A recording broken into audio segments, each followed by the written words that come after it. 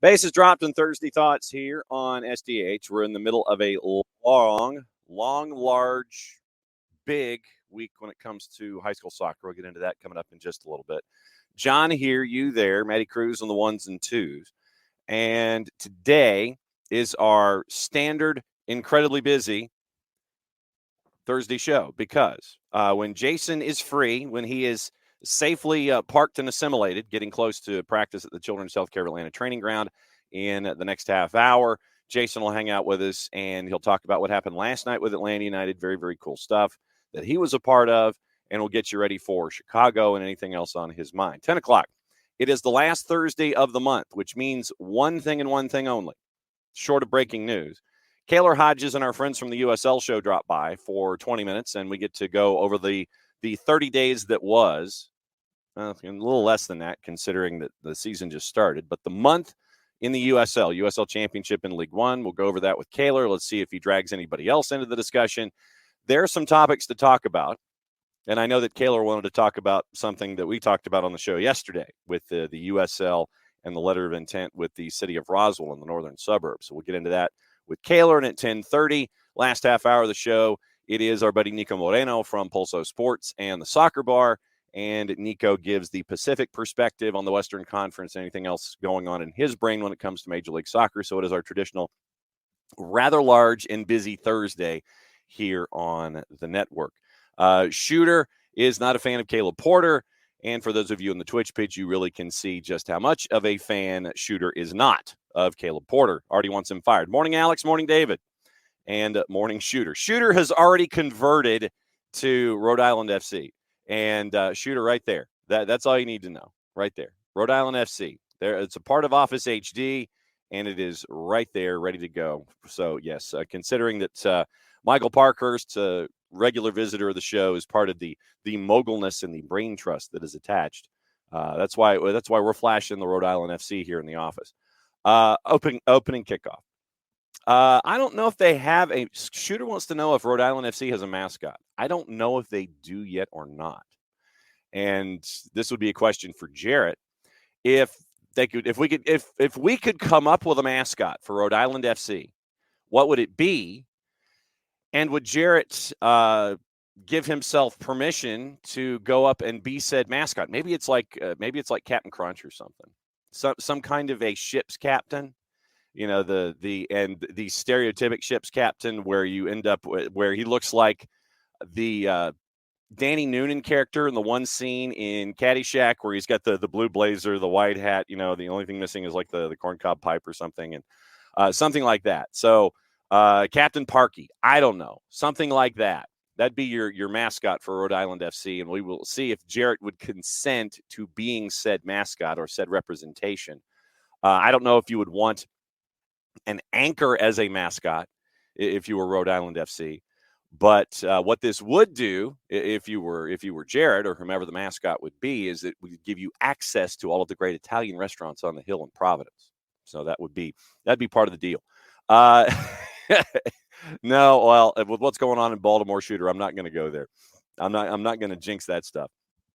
But I would sit there and say the Danny Noonan scene in Caddyshack, you take that ship's captain character or Captain Crunch, and you let Jarrett do it. And that would be your mascot. So Captain Parky, for lack of a better word right now, Captain Parky would be the mascot for us heading in toward Rhode Island FC. Opening kickoff, brought to us by our friends at Kickoff Coffee, kickoffcoffeeco.com. And this is what happens when we don't really get to talk about things on a Wall Pass Wednesday that are the same way. And so we end up with this kind of stuff on a Thursday. That's your QR code for our friends at Kickoff Coffee and kickoffcoffeeco.com. You click on that QR code, and it takes you to Kickoff Coffee, and you kick off your day. See what I did there with our friends at Kickoff Coffee. Use the code SoccerDownHere15. You get 15% off your purchase. They, in turn, take 10% reinvested into youth initiatives, youth programs. Very, very cool stuff from our friends at Kickoff Coffee and kickoffcoffeeco.com. Opening kickoff until Jason gets here is going to be catching up on the news of the day, news of the AM, and that kind of a thing. What I did want to do is talk about our high school schedule. And last night we were at Denmark for Denmark and Forsyth Central. Big matches on both sides as teams are trying to go for on the girls' side. The winner was going to be the 2 seed in the region, and that ended up being Denmark.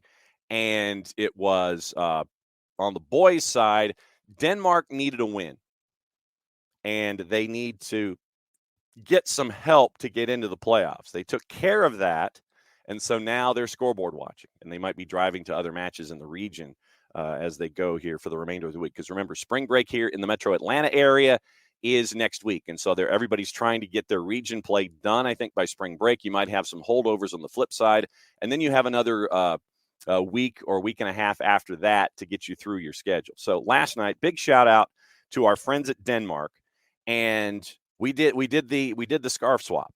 And so this is from our friends at Denmark. This is one of them, and Mr. Duquette, who is man in charge of game day ops upstairs, and he's one of the soccer dads. We did the scarf swap, and so this is from our friends at Denmark, and this is the 2023. See, I didn't get the chance to see what these are.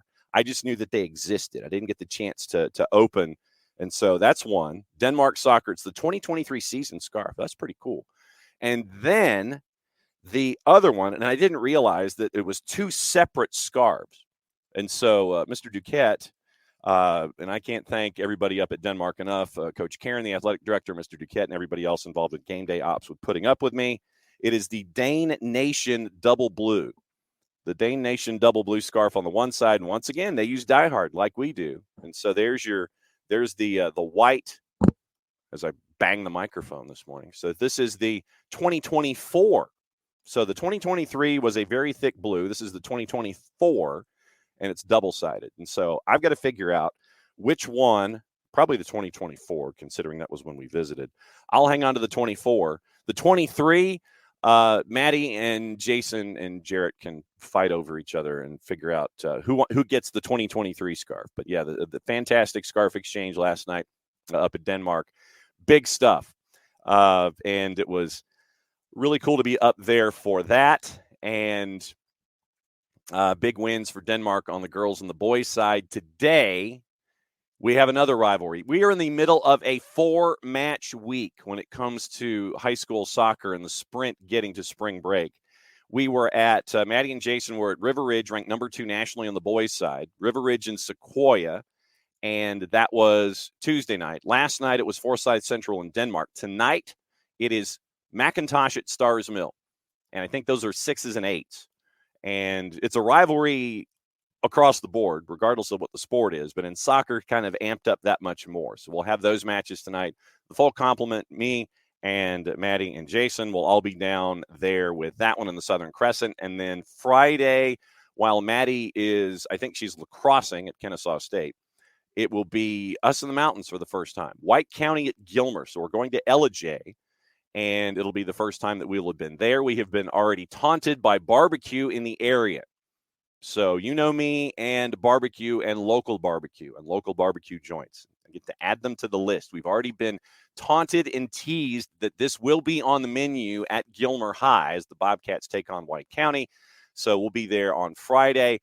And on Saturday, we rest for a day as we get ready for Atlanta United and Chicago Fire and Easter Sunday and getting ready to see everybody. Great to see Matt Wagner also yesterday at Denmark, and Matt and I talked about some things and how Matt might be one of our sources when it comes to activity up Georgia 400, when it comes to knowing scores and things like that, scores and storylines. So it was great to catch up with Matt. Matt was decked out in all of his Denmark Dane gear, and so it was really cool to see all of that go down as well. So high school off and running toward the end of region play, trying to set things squared away for the region titles and 1s and 2s and 3s and 4s and who's making the playoffs, who's racing to get in, who's trying to flip a position, that kind of stuff.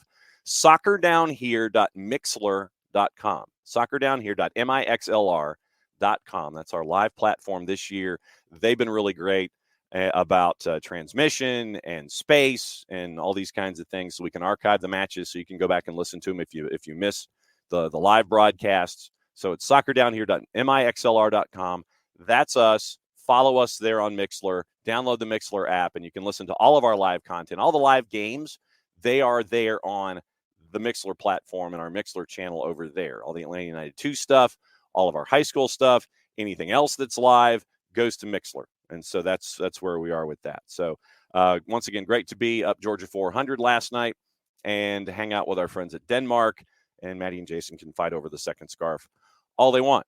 That's opening kickoff, brought to us by our friends at Kickoff Coffee and kickoffcoffeeco.com. Once again, there's your QR code for those of you who are watching on Twitch, on the 280-character app, or on our YouTube channel. Once again, remember that the show is archived on our app after we're done, usually early afternoon, depending on download speeds and if I'm in a hotel room or if I'm here in Office HD. Use that QR code, get you to Kickoff Coffee, and don't forget to use the code SoccerDownHere15. 15% off your purchase. They, in turn, take 10%, reinvest it into youth games, youth initiatives, very, very cool stuff that they have earmarked at Kickoff Coffee and kickoffcoffeeco.com. Transition, that's the scarf, to help out our friends at the Marshall Islands Soccer Federation. And you can pick that up. I have them here in the office. You can DM me, DM the show, go to the Discord, fill out the form, and it's $32. It's a summer scarf, and Maddie is an international fashion model for being on the Marshall Islands Soccer Federation website, sporting the scarf, and you get to see Niko Moreno and his words of wisdom about why this is important in the grand scheme of things. SDH is helping out the Marshall Islands Soccer Federation grow from the ground up, and this is one of the ways that we're doing it with this summer scarf. $32, get you the summer scarf, and if you want the Abstermobile and Abby to deliver it to you. If you want it mailed, and if you're far outside the purview of the Abstermobile, like I'm sending a scarf to California, by the way. Just got that note from our buddies over at the Marshall Islands Soccer Federation. Hey, send a scarf to California. I've sent a scarf to Alabama, and someone who is interested in that there as well. So folks around the United States are supporting the Marshall Islands Soccer Federation. They understand the story, and this is the scarf that we have put together with them to promote the Marshall Islands and the Marshall Islands Soccer Federation. I know that a lot of you picked up the jersey. I know a lot of you picked up the bucket hat. Now it's time to pick up the scarf. There's a form in the Discord you can fill out that'll help out Abby when it comes to delivery. And if you see me in person, or you can DM me or the show or whatever, I can figure out how to get it to you. But once again, $32 if you want it delivered, or if I see you in person, or the Abstermobile can get it to you, $32, and probably another $5 if you want me to go to the post office and mail it to you there. So, no, Abby is not driving to California to drop off that particular scarf. That one was put in the mail. That one's going to be put in the mail and go to California. But that's how we're helping out the Marshall Islands Soccer Federation. Abby, on Sunday, I've got to give you your 2 scarves and your Atlanta United scarf to add to your stacks, plus the one sheeter that describes what we're doing, and you can have that there in the supporters tailgate. So that's all of the traffic for the opening kickoff and kickoffcoffeeco.com. So yes, Abby, yes, it was the unified signing last night. We'll catch up with Jason about that coming up in short order. Also, back to Rhode Island FC, Alex says the pregame ritual will be to throw an anchor into the stands and have it crash through the floor, and they have to repair it every single time. Lucky fan who's impaled gets to sit on the sideline and also get medical attention. Alex is not wrong. So Abby's in this morning. No Hutch, not Cali, Columbia. California, yes. South Carolina, possibly. But not Cali, Columbia. That might be a little bit more than $5 to ship it too. So we're trying to do our part as well to grow the beautiful game and to be able to partner with our friends at the Marshall Islands. We are very, very blessed to do that, and you can help out as well. A lot of news items this morning. And it's like little knick-knacky things and things like that. We've also got the MLS survey that we can get into. We talked about a little bit about it yesterday. They added to it today in day 2 of their releases. And there's other stuff to talk about when it comes to those particular items. But this morning, Vinicius Jr., and we've got to get into this, and we've also got to get into our buddy Luis Rubiales. And so those are two stories that we're going to get into this morning, in addition to everything else that's going on today. Vinicius Jr., by the way, he broke down in tears earlier this week, talking about the insults that he's been subjected to in Spain, saying he's losing his desire to keep playing because of what he's been going through. Richarlison went through the same kind of depression, and he also debated not coming back and playing. But Vinicius Jr., on the eve of the Spain-Brazil friendly at the Bernabeu, he was discussing it and set up to raise awareness about racism a year after he was insulted. The last time, I guess, he was insulted, because he has been insulted repeatedly by idiots. And this does not roll the clock back to zero when it comes to the other SDH stupidity down here. This is just a continuing example with a press conference. When he was insulted back at Valencia, quote, something very sad, what I've been going through here. It's worse than sad. He's right. It's disgusting. It's also, yes, it is sad. It's tough, he says. I've been fighting against this for a long time. It's exhausting because you feel like you are alone. I've made so many official complaints, but no one is ever punished. When your manager is making public statements, when you are making public statements, when the evidence is there in front of you and the league doesn't step up, that should tell you all you need to know. Spain-Brazil is taking place just after a new wave of insults targeting Vinicius Jr. He says, more and more I'm losing my desire to play, but I'll keep fighting. He's 23. Vinicius Jr. is 23. And he is saying these things in a press conference about racism in the game. And obviously during the presser, he had to compose himself a couple of times. He says he just wants to keep playing soccer, just want to keep doing everything that I can for my club and for my family. He said it would have been easier to quit, but he said he was chosen to defend this important cause. More power to him. He hasn't considered leaving the Spanish league because of the insults, saying that would give the racists what they really want. Amen, brother. Absolutely true. He says, quote, I'll stay here playing for the best club in the world and scoring goals and winning titles, and people will have to keep seeing my face for a long time. I'm going to probably end up buying a Vinicius Junior jersey at some point. Says he feels support from other players in the Spanish league, doesn't consider Spain a racist country, but he thinks there are many racists in Spain, and many of them go to the stadiums. That needs to change. Maybe people don't really know what racism is. I'm 23, and I have to teach many people about racism and about how it affects me and about how it affects my family at home. He admitted he has to improve his attitude on the field. He said he hoped people would talk less about what he does wrong and more about the insults against him. Vinicius, who has asked for help from FIFA, UEFA, and other institutions in this fight, and this is from our friends at CBS News, said he's been studying a lot about racism, feels like he's better prepared to talk about the subject. So Vinicius Jr. at 23 has considered quitting at times, but he's going to stick it out in La Liga, and good on him. Also in Spain, from our buddies at CNN, Spanish prosecutors are seeking a prison term of 2.5 years for Luis Rubiales for the unwanted kiss to Jenny Hermoso. The public ministry has formally accused Rubiales of sexual assault for kissing her without consent or acceptance. Without consent or acceptance. And that was the indictment at the time. Once again, initially suspended by FIFA before he resigned after weeks of refusing to step down. Described the kiss as mutual. Said he faces excessive persecution from authorities. Sure, that's the tack you want to take.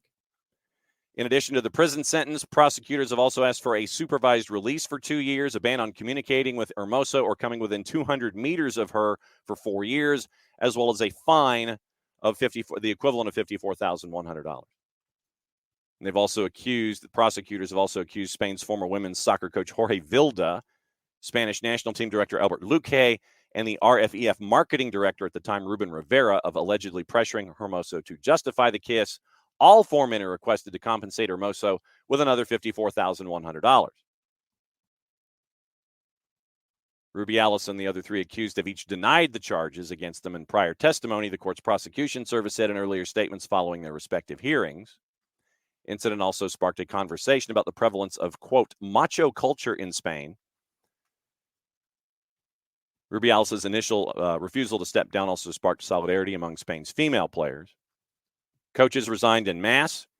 80 soccer players put their name on a statement supporting Hermoso, saying they wouldn't return to the national team if the current leaders continue in their posts. Some held shirts, wore wristbands, unfurled banners. Last September, Vilda was also removed from his role. He had been filmed seeming to inappropriately touch a female staff member during the Women's World Cup final. And he was replaced by Montse Tomé, the first woman in Spanish national team history to hold the position. So Luis Rubiales is having conversations with our buddy John Law over and over and over. Also here early in the morning, everybody's trying to figure out, Abby's trying to figure out where to watch the eclipse. I'm going to watch it on the Weather Channel because I think the show will be going on at the time. So I'm just going to turn to my left occasionally and see the meteorologists that are in a line just really going from southwest to northeast. I think it's like Texas, Louisiana, Arkansas, and then you continue to draw it up to the northeast, and that's the main line for the full eclipse. Yes, watching weather reports for many cities. And so Abby says it's in the afternoon. So, yeah, you got to keep an eye on the 7-day forecast and see what's there. Manchester City. Oh, and by the way, when we were discussing briefly what the assistant coach for Nottingham Forest allegedly had called the center ref, I was wrong. Sorry that I used the wrong C word. He did not call him a rooster. He called him the other C word, which is worse. So Reed fined after calling a referee that particular C word. Nicely done. Midge Purse is going to miss the season in the NWSL after tearing an ACL. She announced that on her Instagram. Manchester City's been pretty busy. City has agreed to a deal to sign Kevin Sullivan, who's in the Philadelphia Union system. Kevin Sullivan is 14. Tom Bogert and Sam Lee over at The Athletic, they've reached an agreement on transfer terms with Manchester City to send Sullivan to Manchester when he turns 18. Heavy on add-ons and includes a sell-on percentage. Smart play by Philadelphia to get the sell-on percentage. Sullivan is finalizing an MLS homegrown deal with the Union that will keep him stateside until his move across the Atlantic. Sources say the homegrown deal is the richest in MLS history, and he'll be eligible to debut for the Union first team once it is signed. Union agreed with City that it would send Sullivan to a CFG side elsewhere in Europe if his development surpasses Major League Soccer before his 18th birthday. Athletic previously had reported that City was finalizing an agreement for Sullivan that would send him first to Lommel, second division side in Belgium, at the age of 16 before moving on to City at 18. After discussions with all parties, the new agreement for his development and compensation to the Union was reached for him to stay in Philly. Made his professional debut last weekend with Union 2 and MLS Next Pro. Viewed as the best American prospect in his age group, one of the best across the world. Led the U.S. U15s in the CONCACAF U15 Championship, earned Golden Ball for best player of the tournament. His older brother, Quinn, is currently a part of the first team for Philadelphia. Quinn turns 20 this month. Sullivan started the GA Cup. 13, he played for the Union U15s, who beat Arsenal and Real Madrid en route to the final, named GA Cup Best 11. And that's not all that Manchester City is doing. So you've inked a 14-year-old, and it looks like that as a part of the CFG system, they might be close to nearing a deal for England U17 international Christian McFarlane from NYCFC. No deal is done or signed yet. And once again, this is Bogert and Lee. NYCFC and Manchester City both under the umbrella, so it's expected to be completed. McFarlane would not move to England until after he turns 18 next January. He's 17 right now, one of the top prospects at left back in NYCFC's academy, eligible to play for the U.S., has represented them on the youth level, been a regular for England's U17 side over the last year, scored his first goal for them last week in the 5-0 win over Hungary in the U17 Euros. Still awaiting his first team debut for NYCFC, expected to come this year. Regarded as the team's primary backup left back and has made 27 appearances for NYCFC 2 since 2022. The latest highly rated youth player based in America City's advancing to sign, because we just talked about Kevin Sullivan as well. So NYCFC, this one involving McFarland, it's within the system.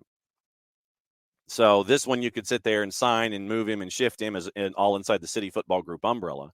Not necessarily a difficult task once you get him signed, meaning Manchester City from NYC.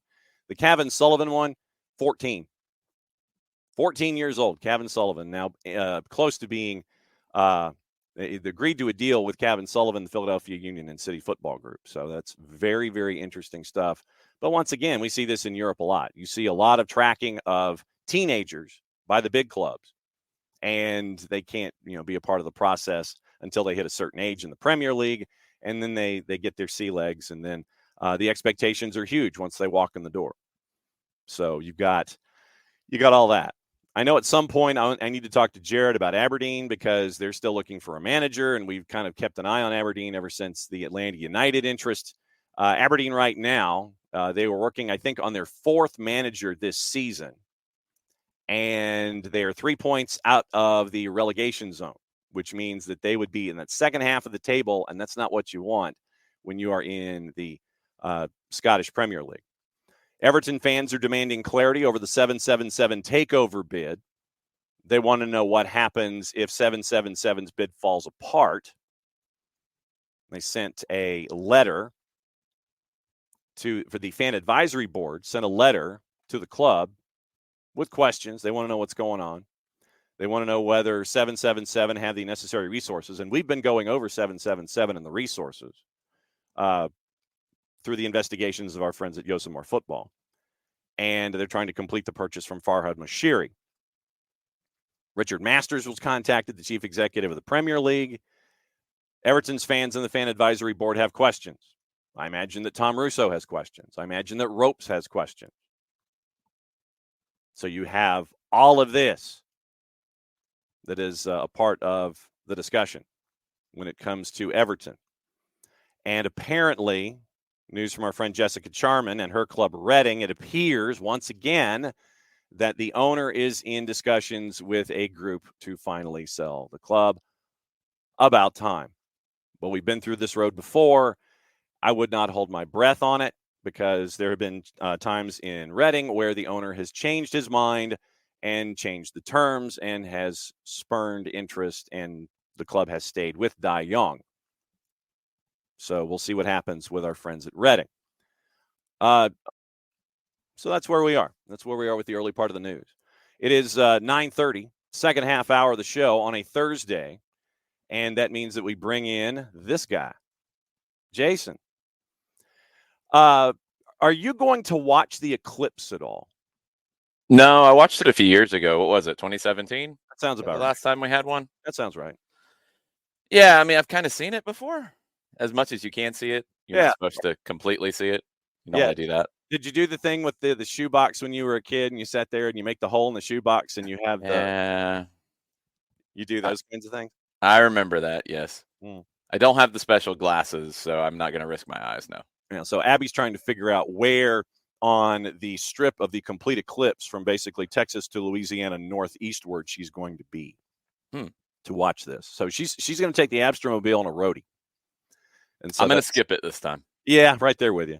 A couple of things that I wanted to discuss with you this morning. First thing I wanted to discuss was what last night was all about. You were kind of busy, and it was a cool kind of busy. So break folks down as to what you were going through last night. Yeah, Mike Conte and I got to be the hosts of the Atlanta United Unified Team signing day. I've been to the signing day before, never been one of the hosts of it. It was very, very cool. We do as much as we possibly can, whether I'm talking about SDH or 92.9 or Atlanta United broadcast on the unified team, just like we do on academy teams, just like we do on the second team, just like we do on the first team. It's part of the club, and it's a big part of the club. It's exciting to see. It's exciting to get to meet everybody and a lot of returning faces. They're going to make a trip this year to Los Angeles. Oh, wow. To play the Galaxy Unified Team. That was supposed to happen. I can't remember if it was going to be Galaxy or LAFC. I think it was Galaxy. But that was supposed to happen in 2020, and the pandemic shuttled that one. So they are getting out to LA this year, and it's a home and away with Nashville this year as well. So always fun. Great when they're out on the road with us, and it's just such an important part of the team. It was really cool to see a lot of supporters there. All the supporters groups were represented. Just a fun night.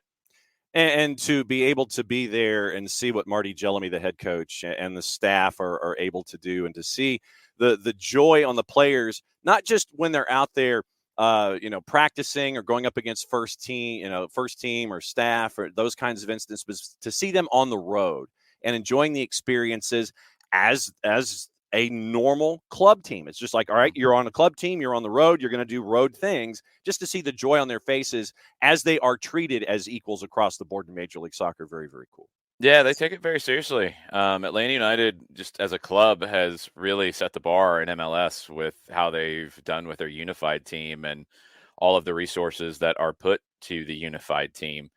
The 2 games we did on the road last year, we broadcast both, and there's some teams that don't do any kind of a stream or broadcast for home games. We do everything as we do. That's just what we do. Also really cool to see Brad Gazan and Tyler Wolf there, 2 of the first team players that are ambassadors with the unified team. Brad has done this ever since he arrived at Atlanta United, representing as a captain, representing as just a good person, and he goes out of his way and spends as much time as he possibly can with these players. I said it, I told the story last night, and it's one that's always stuck with me. The game out at RSL in 2019, very late goal to lose that one, and the unified team was playing afterwards, and Brad went into the locker room and as fast as he could change, because the team was heading back that night on charter. He went in, and as fast as he could possibly change and be ready, he was out there for the pregame speech for the unified team, and spent as long as he could before he had to get on the bus to head back. That kind of stuff goes a long way. And if you ever wonder why Brad is the captain of this club, it's stuff like that. It's a big reason why. He's just such a great ambassador for what Atlanta United is, and the unified team is as well. Looking forward to seeing the unified team here in 24 as they travel to new places and conquer Major League Soccer all over again with the unified team. Very, very cool stuff. Going to the first team, have you thought out from Toronto yet? Yeah, I think I eventually thought out either probably close to when we landed on the plane at 3 a.m. or so, or maybe when I got home that night at about 3:34. I don't remember. It was difficult. Look, I know it's easy to have takes, and I feel like anytime we talk about anything, you have to say it's not an excuse. Not an excuse. I feel like we have to hold a sign up or a sandwich board or whatever. But the conditions in Toronto were as miserable as you could possibly have them. I've never felt that miserable physically because of weather. Never, not even close. Hot hands didn't work, I didn't think, but then they did. I just didn't feel them. Wow. Allegedly, there was a heater that was blowing hot air out. It just felt like air. Ice on the ball. I mean, it was that cold and windy that any water on the ball was turning to a little bit of ice. Ice on the field. I mean, just all kinds of things that made it difficult. And in a game like that, and I said it on Atlanta Soccer Tonight on Tuesday night, games like that, you just can't fall behind. Yeah. Toronto started not really all that much faster. It felt like the first 20 minutes or so were around a wash as both teams were struggling. Toronto got settled in quicker, and their pressure became more effective. And that's eventually what turned the game and gave them the lead. Atlanta responded, and Toronto dropped off a little bit in the second half too. I mean, it's just hard to maintain that intensity of pressure in those conditions. And Atlanta started to get the ball a little bit more, had some opportunities. Saba had a really good opportunity that was deflected, but Toronto got the second goal, and that's it. It's just can't fall behind on a night like that, and they did, and they kept fighting, and that's what I'll always give this team credit for.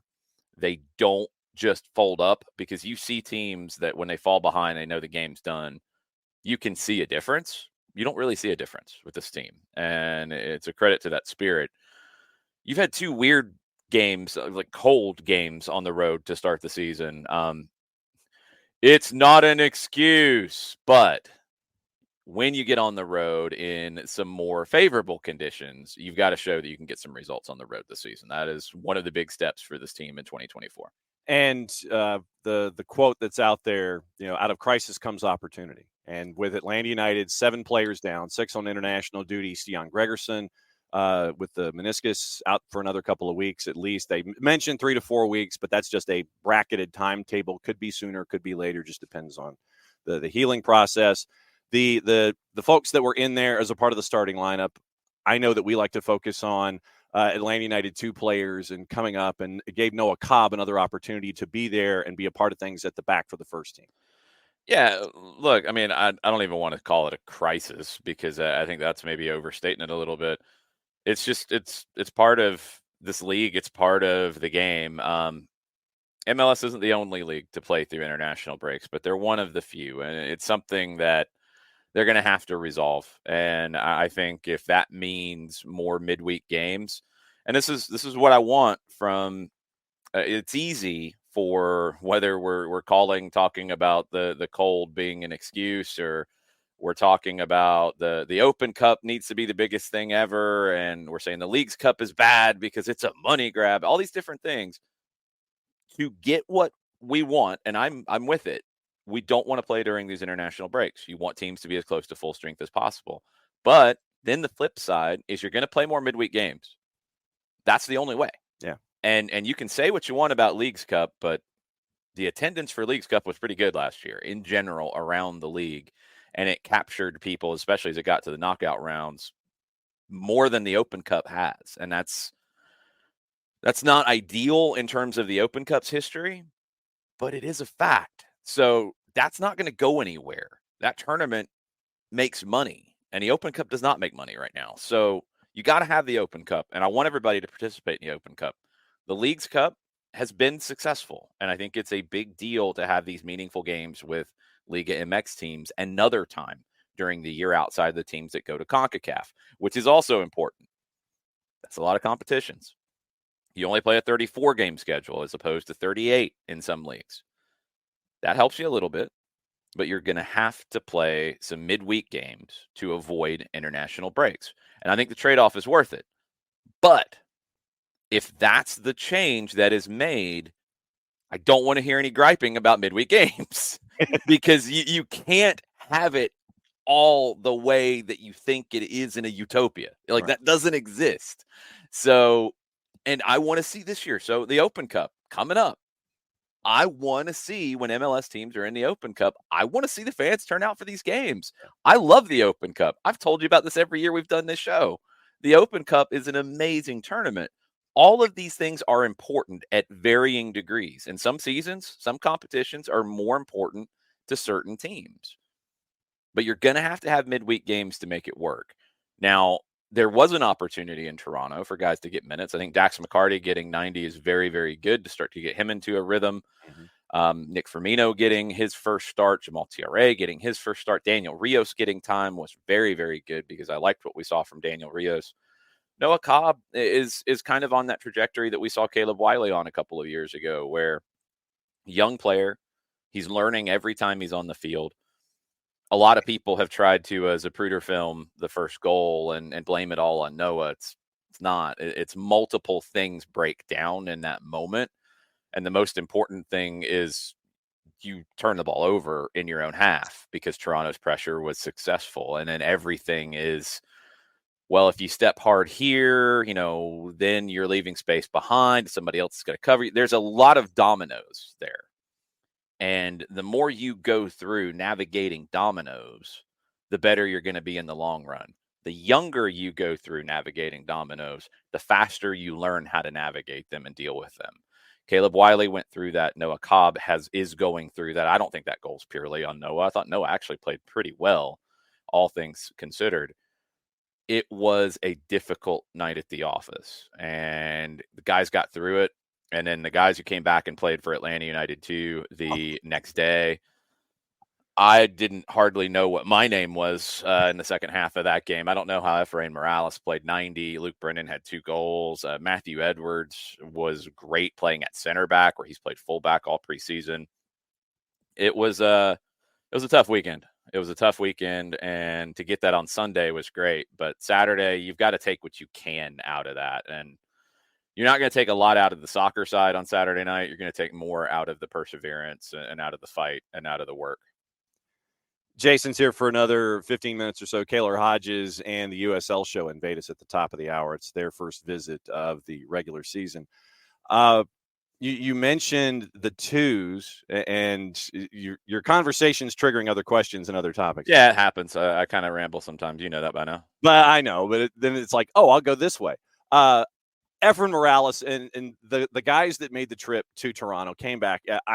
What's it been like to see Efra continue to grow and develop, and then as we have these conversations with Steve Cook, you learn more about yourself in these instances where you travel, you come home, you take a nap, you play 90, and you just absolutely push yourself through the grinder and learn more about yourself. What's it been like to see Efra continue to grow? Efra is a prime example of how players don't always develop on the same trajectory. Some guys hit the ground running very, very quickly. Some need a little more time, and more often, some are developing at varying speeds depending on a lot of different things. I think for Efra, it was depending on injuries. He grew a lot very young, and that can make it difficult for your body to catch up. And I think we saw that with Efrain Morales over the 2020, 2021, even into 2022 seasons. Remember, he signed in 2020, scored on his debut in Charleston. These last couple of seasons, he's played pretty consistently, and he has gotten better and better and better. But this off season into first team preseason and now starting the season with the twos has been outstanding. He is on another level, and he's showing that he is a potential MLS center back. He has that kind of ability in him. And this is, I think, part of that process. It's very easy in the situation for guys to coming back from Toronto, sitting on the bench. I mean, it's one thing to be running around in those conditions, but to be sitting on the bench in that cold and then have to get on a plane and then have to fly back and then get home. And you're probably, I mean, I fell asleep. I think I fell asleep before 5 a.m. I think. I don't know how fast these guys fall asleep. Some people fall asleep really quick. Some sleep on the plane. I don't know. Not good sleep. Not the kind of sleep that you need before you're going to play a match, a professional match.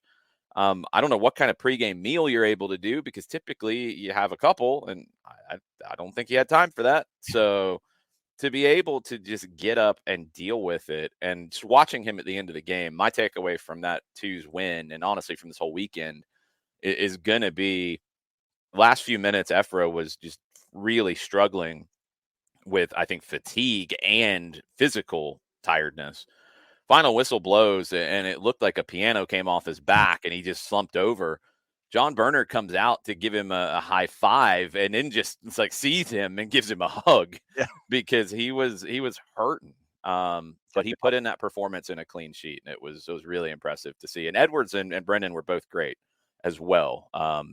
Good performance from the twos, and what could be kind of a little bit of a marker for what 2024 can be for Atlanta United too. Yeah, and we'll go down the twos road here a little bit. Let's talk about Agent 86 and Javi Armas and anybody else that sticks in your mind from the Travelers to the output that we saw there with the big win for the twos this past weekend. Armas has been great, and I think he's adjusting to the speed of play at the professional level. That's going to be the challenge for him. He's not the fastest. He can think faster than most in terms of soccer IQ. He can pick up speed with his technical ability, which is top notch, but literal speed, quickness, that's not where his strong suit is. But he's finding ways to navigate that. And, he's got a pretty good template in Sergio Busquets and how he's handled it in his career, and it's worked out pretty well for Busi. So Javi can definitely make a place for himself in this game. I don't know what level yet, but he's been very, very good for the twos. That free kick was beautiful. And I got to give credit to the kids. Matthew DeJaney getting the start. Good hard work from him up top. I think he was giving up about 5-6 inches to the center back in aerial duels. He didn't give up. He won a few. He battled. Stephen Herlock came off the bench, got an assist. He's going to be a problem for teams 90 this seconds season. from your first mention of Stephen Herlock, he gets on the score sheet. Told you, pay attention to some of these kids coming up, and Herlock is one that I've been really, really impressed with going back to the U19s, and he's good. He's very, very good. Miles Hadley has put in a ton of hard work. He got the minutes in the back as well, replacing Edwards. So good stuff all the way around. They've got a lot of time off. That's not ideal, but we'll see how they look when they come back onto the pitch. It's a couple Mondays from now against Philadelphia. Yeah, it's the 16th, I think. 15th, the 15th. Monday. No, the Monday. It's in there somewhere, but yeah, it is a very uncharacteristic 3-week layoff for the Twos in MLS Next Pro.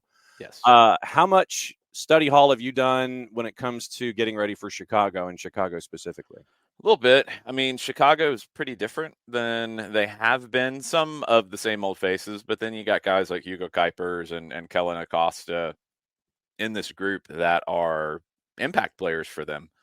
They're 1-2-2.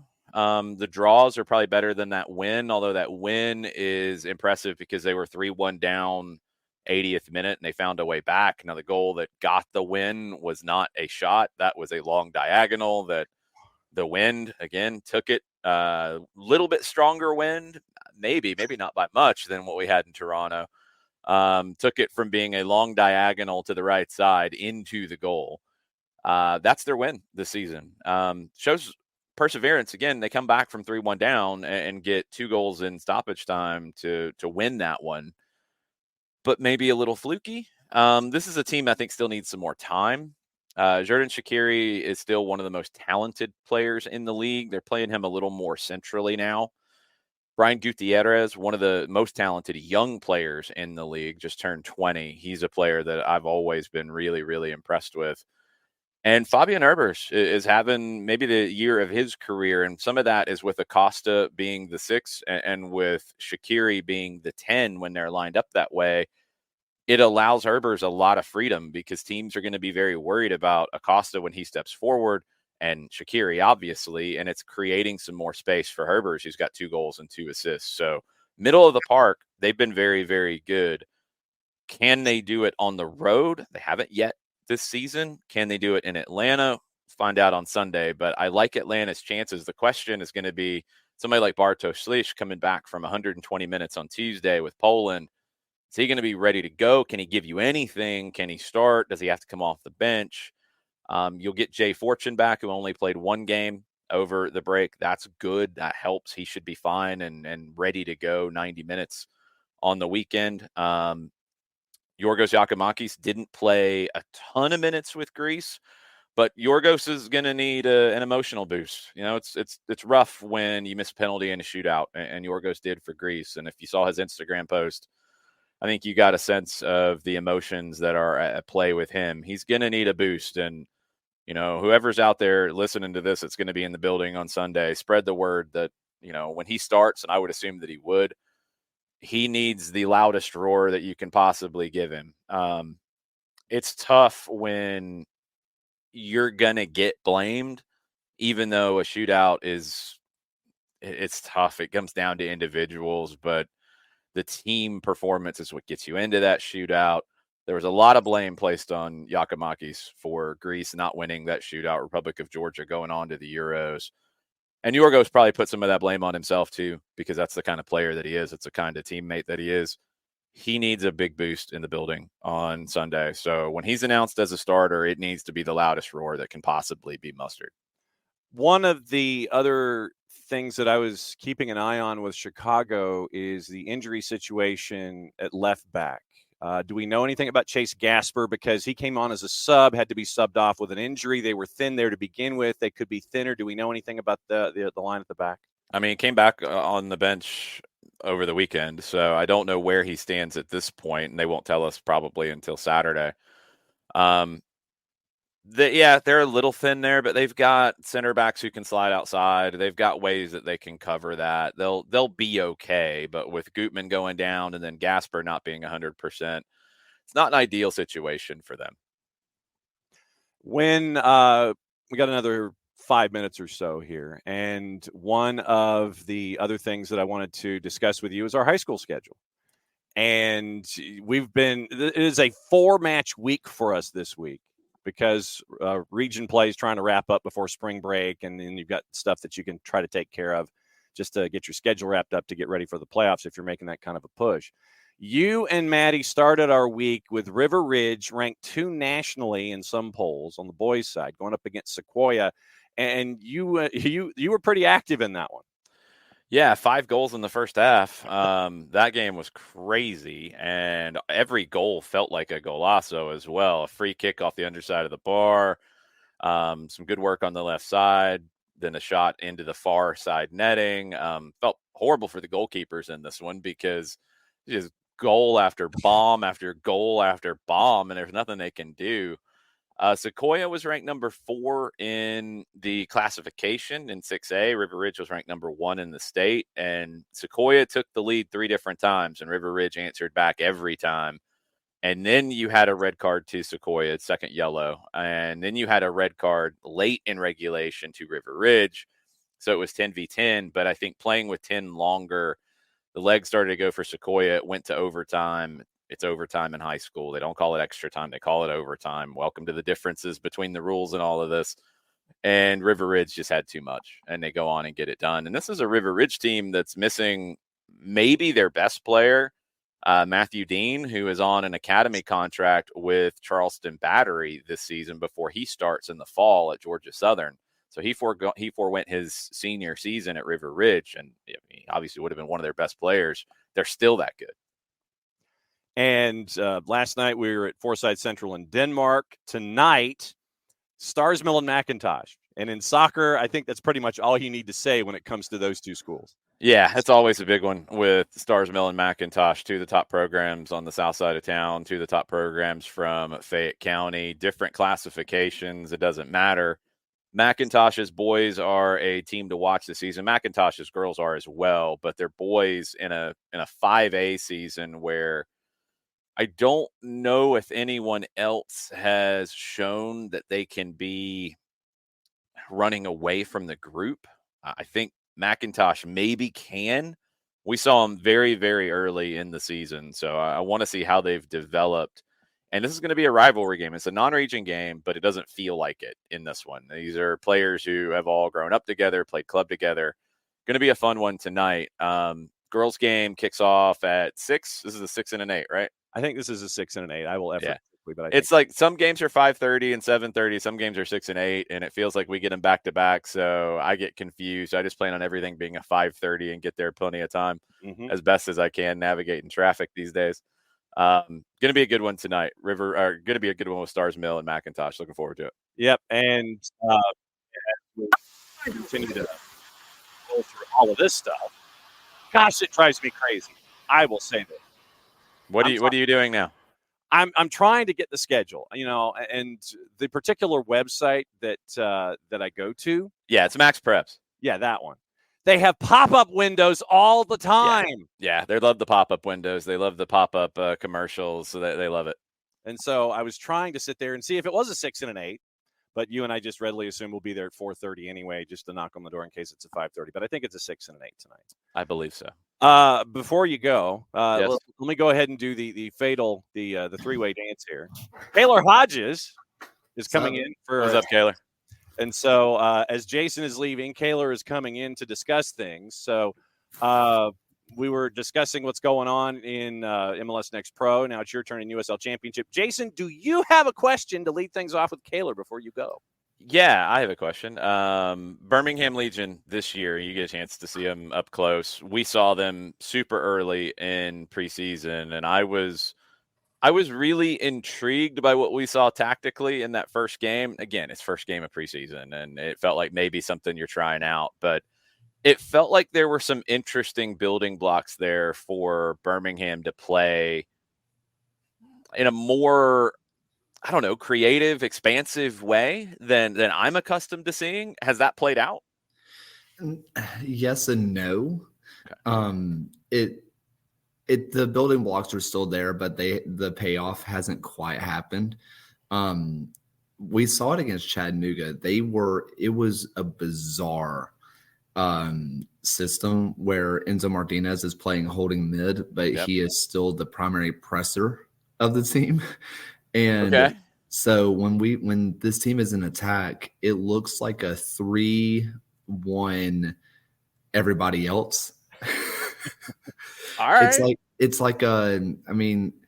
It is essentially a 3-1-6 in the attack. They spread it out as wide as it can go, including the three. Like, granted, it's kind of hard to tell on TV broadcasts because they don't show the whole pitch, but there were times where the right center back and the left center back were on the touch lines as wide as they can go in possession. It is a bizarre system, but I think that once the finishing boots get put on, they're really going to be a problem for teams because I've never seen anything like what they're trying to do. It's fascinating to see how things are evolving tactically and creatively. I mean, I remember Tom Sohn from his DC United days, and he lived and died with the 3-5-2 at that point. Didn't matter if teams played three up top. He didn't care. He was going to match them. So feels like maybe this is the evolution of that as we get away from formations and positions really being so rigid. But that does take time to get used to and get accustomed to. So excited to see how it continues to develop. Yep. All right. So Jason will be on tonight, soccerdownhere.mixler.com, soccerdownhere.mixlr.com for Starsmill McIntosh. We'll be down there early. We think it's a 6 and an 8. The pop-up windows annoy me, so I didn't check the schedule. We'll be there. We'll be calling both the girls and the boys games tonight. Looking forward to it. You got it. All right, Jason, thanks. Go get some breakfast. Adios. All right, there goes Jason. So Kaylor stays. And Jason got in the first question for the month of March when it comes to Kaylor and the USL show. So my follow-up question for you, since Jason mentioned Birmingham, I will ask you about Pittsburgh. Sure. And we can hear Bob Lilly yelling from here because traditionally we always run the story about 45 minutes after a loss to Atlanta United 2. The stadium lights are turned off. Bob Lilly was still yelling at his team, and that is an indelible image that we have here at SDH. What in the wide world of sports is going on other than the proposed stadium expansion at Highmark? Is the stadium expansion distracting the Pittsburgh Riverhounds? What is going on right now? Absolutely. I'm glad someone finally called it out for what it is. I think in all reality, it's the fact that they are a team that typically runs a 3-back, and it's not really working because their ball carrying center back, they're trying to make Danny Griffin, and Danny Griffin is an all USL midfielder, and they're putting a midfielder center back, and I just don't think that's working. A lot of that comes down to as well is that they don't have a true finisher of the ball. Like Keza had a couple of breakout moments, but when you think of these great Pittsburgh teams, you had, granted, wasn't really on the scene as much, but Albert Dikwa, your Nico Bretts, your Russell Cicerones, those are guys who, while refined by the Pittsburgh, if you will, they have to buy into the Lily ball. It just hasn't happened, and I'm not sure where the goals are going to come from. And I think that a little bit last year, Albert Dikwa kind of masked some holes. And also, losing Joe Farrell and Ordonez to all USL, defenders, that's a big loss. And even for Lily Ball, that's so hard to try to replace. You look at what's going on there. I do want to ask about the new rule when it comes to roster expansion on game days, because I think that that's something that can expose more players to eyes in USL Championship and League One and get everybody attracted to more of the talent that we don't get the chance to see on a regular basis. But month one, now in the books, I guess this is where we do the extremes. Biggest surprise in the league in the month of March in USL Championship, in your mind, would be whom? And I know that we have such an amazingly large sample size to go from here to ask you this question. I think I think if you're someone who hasn't been paying attention, your answer would be Loudon. I actually think what we're seeing out of Loudon, I think was personally expected. And a lot of the guys on the USL show expected that from Loudon. But I'm very surprised that Detroit City have been able to really buy into the Danny Decho, philosophy that the way they have. Elvis Amo has turned into what he was pre-Hartford, and that's been surprising. I thought he would be good, but I didn't think he'd be there yet. When you look at Detroit City and, out of the blocks, they've won their first two, and they're right there with Lou City. Lou City, we always anticipate to be a part of the discussion. I know that I kind of gravitate toward the fact that you have some stability between the sticks. The fact that you have a Nate Steinwasser there, you've got to have with leagues that have the transitions with the talent pools that a league like USL Championship has, having stability in net, I think also as they get ready for as they get adjusted to how Danny Dicchio wants to do things, having Steinwasser between the sticks, that to me is something big to help you out of the blocks here after your first two matches. Unlike their first 2 years in the USL, Nate hasn't been needed. Hey, save it for later when you're needed, brother. I mean, if you get to stand around, take the paycheck and run, right? Yeah, I mean, that's the one thing is that I think it's also allowed Detroit to play a little bit more freely is because that if you need him, he's there, but he hasn't been needed, which I think if you're Nate, there's a little bit of this is different, and we'll see if maybe he's one of those guys who, if they're not actively involved constantly, then maybe he loses it. I doubt it, but there's a world. But still, I mean, that's a key weapon that has not been forced into action yet, and I think that's great for Detroit City. Looking at things, some folks have played 3 matches, some have played 2. You mentioned the Battery; they've got 5 points, but they've also, they've not lost. They've only won once in their first 3.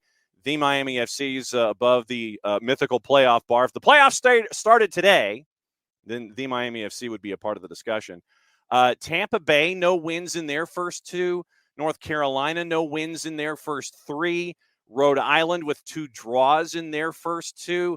And then we talked about the Riverhounds right now at a -5. When you look at the winless teams in the East, Tampa, North Carolina FC, the newly promoted North Carolina FC, Rhode Island, and Pittsburgh, when you look at those 4, what sticks in your head? I think that North Carolina and Rhode Island, I'm a little bit more comfortable with where they are right now. North Carolina is proving to have one of the best defenses in the league. I think that, as we all know, the scoring usually comes later on in the season. I believe in what they have attacking-wise. I'm okay with kind of where they are. Rhode Island, I mean, they get they draw against New Mexico, who looks really good, barring their defeat to Charleston, but they look really good. And they're going to Monterey Bay, who a lot of us thought would be the worst team in the West, are looking like one of the better teams in the West. So those are 2 good teams that they have gotten points off of. Tampa Bay worries me. Okay. I'm not worried about them in the sense that I think they'll miss the playoffs, but they kind of did this last year where it didn't seem great, but it seems like they haven't quite got their footing under Nelson yet, or Nielsen, excuse me. Yeah. There's been a little bit of talk of their back line from the guys at the USL show. Forrest Lasso kind of finally looked like Forrest Lasso, but still just not quite what you think it would be quite yet. And we've already discussed Pittsburgh. Yep. On the Western side of things, when you look at the USL Championship, only 2 teams haven't won yet. And you're looking at El Paso, who front-loaded their schedule, I'm guessing because it was access to the SWUP, where you had to play 3 matches in your first week.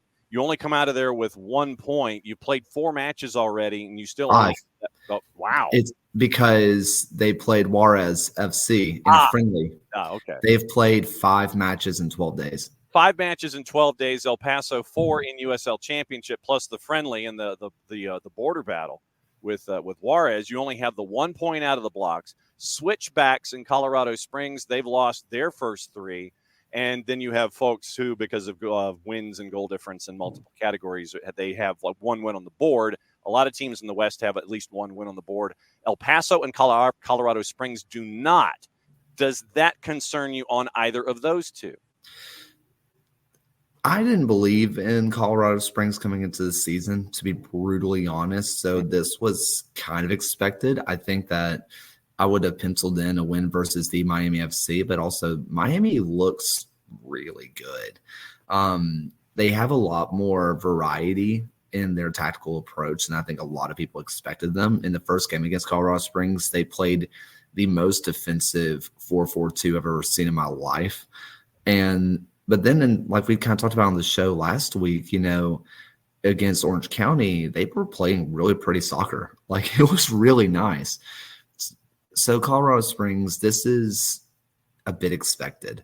El Paso, on the other hand, they have players, but they don't have an identity at all. Okay. They're living and dying by the wingback because their wingbacks are their best players, but they're also getting caught so far forward that they're leaving them liable defensively, and they're not getting goals out of the wingbacks because who expects goals out of your wingbacks? That's a ridiculous thing to ask. I think that Clairol I think there needs to be refinement tactically, because even if it all clicks with the way the system works, I don't think it gets wins. Okay. And so we look at those two. I'm always fascinated by the top and the bottom, but since there's a bit of a gaggle in the Western Conference right now, it's kind of trying to focus on the other stories. Orange County's got literally, I mean, you look at this and 10 of the 12 teams in the Western Conference have a win. Do you anticipate that the Western Conference is going to be this nuts for an entire season, or are we going to see some sifting out and you're going to have some separation at some point? It kind of always is nuts like this. True. Like, I mean, normally it's like your top 2, maybe top 3, and then, the 3 through 8 or like really the 3 through 10 hate each other. Like, it just ends up just being a nightmare constantly. So if you're following tradition, if you're following trends, I think so. I think the really good teams over there have kind of set themselves up pretty well, and everybody else is kind of scrapping for 2 through 8 right now. When you look at Memphis 901 going from the east to the west, and we know what Stephen Glass wants to do. He wants to score a lot and keep scoring. And it's like, all right, try and keep up with us. How do you envision this transition with Memphis 901? Obviously, I'm anticipating perhaps a little slow when it comes to integrating with the West, where you hate everybody anyway. But when you look at Memphis shifting over to the West, what are you anticipating from them? Defense anywhere travels, right? Yeah. Think about what you do with your legs. I'm not saying that the center backs don't work as hard. That's not what I'm saying. But, center backs and typically your fullbacks don't have to go box to box all the time, right? Mm-hmm. This is a team that's built box to box with their midfield and their strikers. Yes, they want to score, but when you're having to be an Eastern Conference team, play a Western Conference schedule, getting on the plane, not getting a proper recovery, if they don't get points early, I'm worried that they'll miss the playoffs. And it's nothing to do with the talent. Their talent is unbelievable. Mm-hmm. But I'm just worried that their legs over a 34-match season plus the U.S. Open Cup is not going to hold up. Yeah. And I think that they need to make some real defensive pushes. I think they need to really invest there soon, because if their defense, which has been okay, if it doesn't get a lot better, I just don't think they can survive the travel. And that's really it. It's just the travel side of it. No doubt about it. Kaylor Hodges, at Kaylor Hodges on the 280 character app from the USL Show with you and Morrissey and the Band of Renowned. That what's the broadcast schedule traditionally for the USL Show? We do 9 p.m. Eastern Standard Time Tuesdays, and on Thursdays we do our kit show at 9 p.m. Eastern Standard Time. Okay. And every 2 or so weeks we have our new goalie show where a goalkeeper comes on and breaks down every single touch they had on a ball, and that usually comes out usually Saturday mornings every 2 weeks. Our most recent one was with Colin Shuttler, who scored the game tying goal against Sacramento. And he broke down every single touch he had on the ball and mindset and that kind of stuff. So it's been pretty cool. Very cool. All right. So Western Conference, it is the same group of heavyweights. Orange County, I still think they're trying to figure out scoring ever since they lost Milan-Olaski. It was a great transfer for them, but I still think they're trying to figure out how to regain all of that offense. Sacramento, they're going to be a part of the discussion. San Antonio, they're going to be a part of the discussion. Harry Austin, who is in our timetable every single day, our friends from the Orange and Black show, they show up usually about right now when it comes, because it is 7:15 in the morning out on the West Coast, so they pace themselves. They usually end up showing up about right now. Monterey Bay, you said, was a surprise. Roots, you figure they're going to be a part of the discussion as long as their defense and their keeping holds up. New Mexico United, right now north of the playoff bar, but once again we're 3 matches in. FC Tulsa is going to be an interesting discussion. Memphis, Phoenix, a part of it too. Vegas Lights investing money, and we've already talked about the two. I think that the West, as you say, it is going to be 1 through 10, and you're probably going to get some separation. But those new faces, you mentioned Monterey Bay, that's a part of it. Right now, Oakland Roots, they've hit each column in their first 3 at their 1-1-1. The new faces, which one of the new faces do you think has the most staying power to be north of the playoff bar in the West? My head says Monterey Bay right now because I believe in what they have totality, which I think is weird to think. I also think that, unless I'm forgetting someone, Oakland gets really screwed over by having good international players. Their most recent match, they were without 3 players due to international call-ups. But hey, I mean, this is a point that Jason was making about Major League Soccer in hour number 1, that if you want to have the calendar as it is, then you've got to have more midweek matches, and then you've got to make more roster allowances for these situations so you can be prepared to have these absences in USL Championship and USL League One. I think the issue for the championship in League One is that there are 0 international breaks. So unlike MLS, where there are built-in international breaks, which, because there's more, obviously that makes sense, but it's not like that there aren't any in the USL. And we've seen this kind of be a constant issue, is that team goes midweek or they go on the weekend and they don't have who they're supposed to be. I mean, like Oakland goes against Phoenix, and Panos Amarnakas is ridiculously good. And I'm not saying that he doesn't score if, Neville Hackshaw is there. That's not what I'm saying. But just in general, with Armanakis, with Rito, with Juan Asakar, they would be a little bit more prepared to win that game and be more competitive in that game. Do I think that Oakland walks away with the win? Probably not. I mean, Phoenix looks like they can be a real powerhouse, but as long as those international breaks aren't there, I think that Oakland are going to just kind of nickel and dime the wrong way of just kind of dropping a couple of points due to losing those players. Another couple of questions with you before you go, and then if breaking news always happens, you know that you can come in and crash. If you find a room that is suitable for hiding, when you can come in and do things about the USL Championship and League One. The new roster initiative that is in the USL, where you can have up to 2 players under the age of 18 in your game day roster above the standard 18-man squad. What do you like? What do you think about this, where you can have young professionals, USL A players coming in, and have more players making first-team debuts so you can help yourself out? And that's why I wanted to ask this question after the idea of more midweek games, international windows, and those kinds of things. USL, with this new rule where you can bring in 2 younger players to help you out on match day. I think for the most part, it's about getting the players who have probably earned their way into the first team training sessions, but, aren't ready to play yet. I think just getting them around the match day environment, that's a big deal. right? You know, they might not see a match really ever, but seeing how professionals warm up, see how they pace themselves. I mentioned this on the USL show on Tuesday. Excellent point. But there was a match where I won't name kid's name or team name, but it was like 2 years ago. And I watched this kid, I think he was about 15, 16 years old at the time, absolutely just wear himself out in the warm up.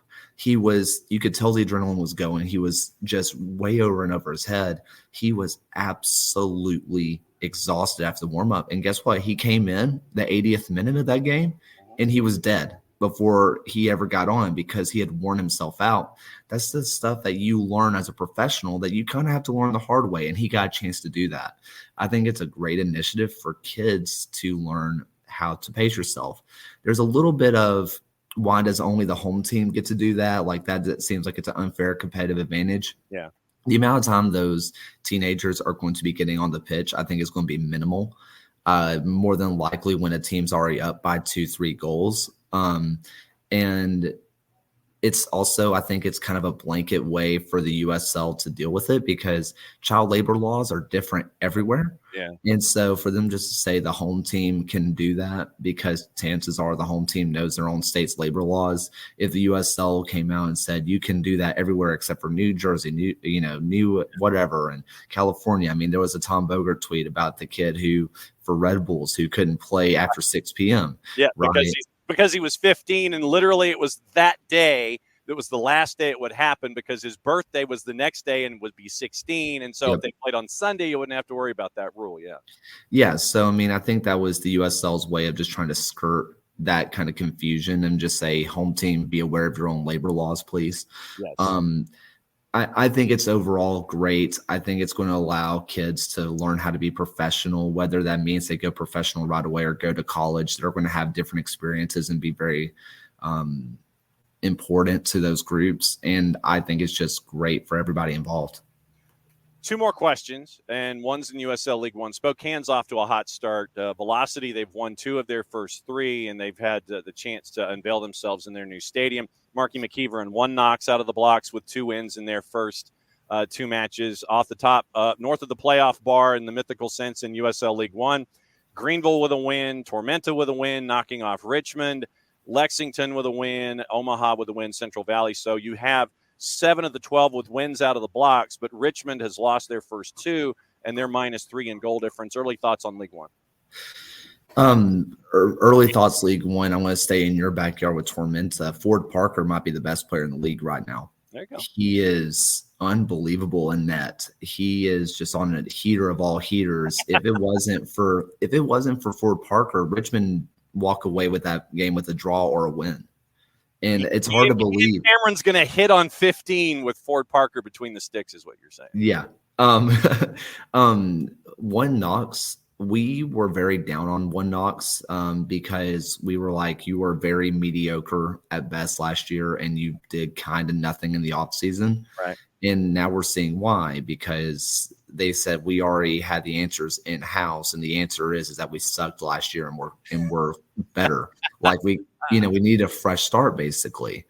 If you look at Spokane, Louis Heel is arguably the best attacking midfielder in the league. He's just incredible, and he's going to be a real catalyst for this team. I'm still not sold on the forward situation. Darling has the potential, but just hasn't shown it yet. I'm not as sold on Spokane quite yet. Understood. Richmond are playing the kids, and I really appreciate that. And I can see that there's a tactical identity there. I think it's going to be rough early, but I think as we go on through the season, they're going to pick up steam, and I'm really excited about them. Greenville, I believe in the Greenville project. I really believe in the Greenville project. I love what they're doing. They finally look like Greenville of old. Lexington, you're almost unanimous. They're going to win the league team. As they broke the salary cap in League One. Just go ahead and say it. Yeah. And me and John were both like, we don't see it. there were holes there, and they kind of just kept padding the same areas. And the one thing that they were doing under Stocks last year were playing very free and flowing, attacking soccer. And Darren Powell's not that. He is not your progressive soccer type. Everything he does is, I don't want to say negative, but defensive, based. Defense. And when you bring in, your Cameron Lancasters, when you have your Joffs, you have Isaac Canoes, guys like that, you want somebody who can connect the play, and they still don't have that. Yeah. And they just signed a new player who I think is Chico, who I think he can be that guy, but we haven't seen it yet. So Lexington, they're just kind of continuing to pad the areas that they're good at, and I just don't know if it's working. All right, so let me bring in Maddie Cruz in the ones and twos. And Maddie has been touring USL League One. She caught up with McKeever. She caught up with Life in Lexington. And so I bring Maddie in for the last question for Kaylor in his segment. And it's a story that we went through over the last 2 days. The announcement with USL pairing with the city of Roswell, Georgia, looking at USLS and USL Championship. So, Maddie, question for Kaylor and your analysis now that we've had the Mayor Pro Tem from Roswell on the network and all of this kind of stuff. Any thoughts bringing forward stuff with Kaylor Hodges here in the USL Show?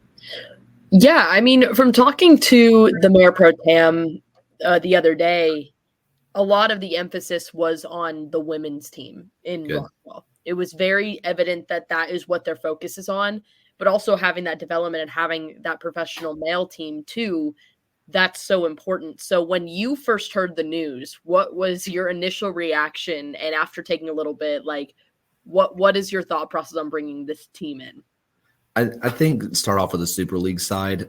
Women's soccer, professional women's soccer has been needed a long time in Atlanta.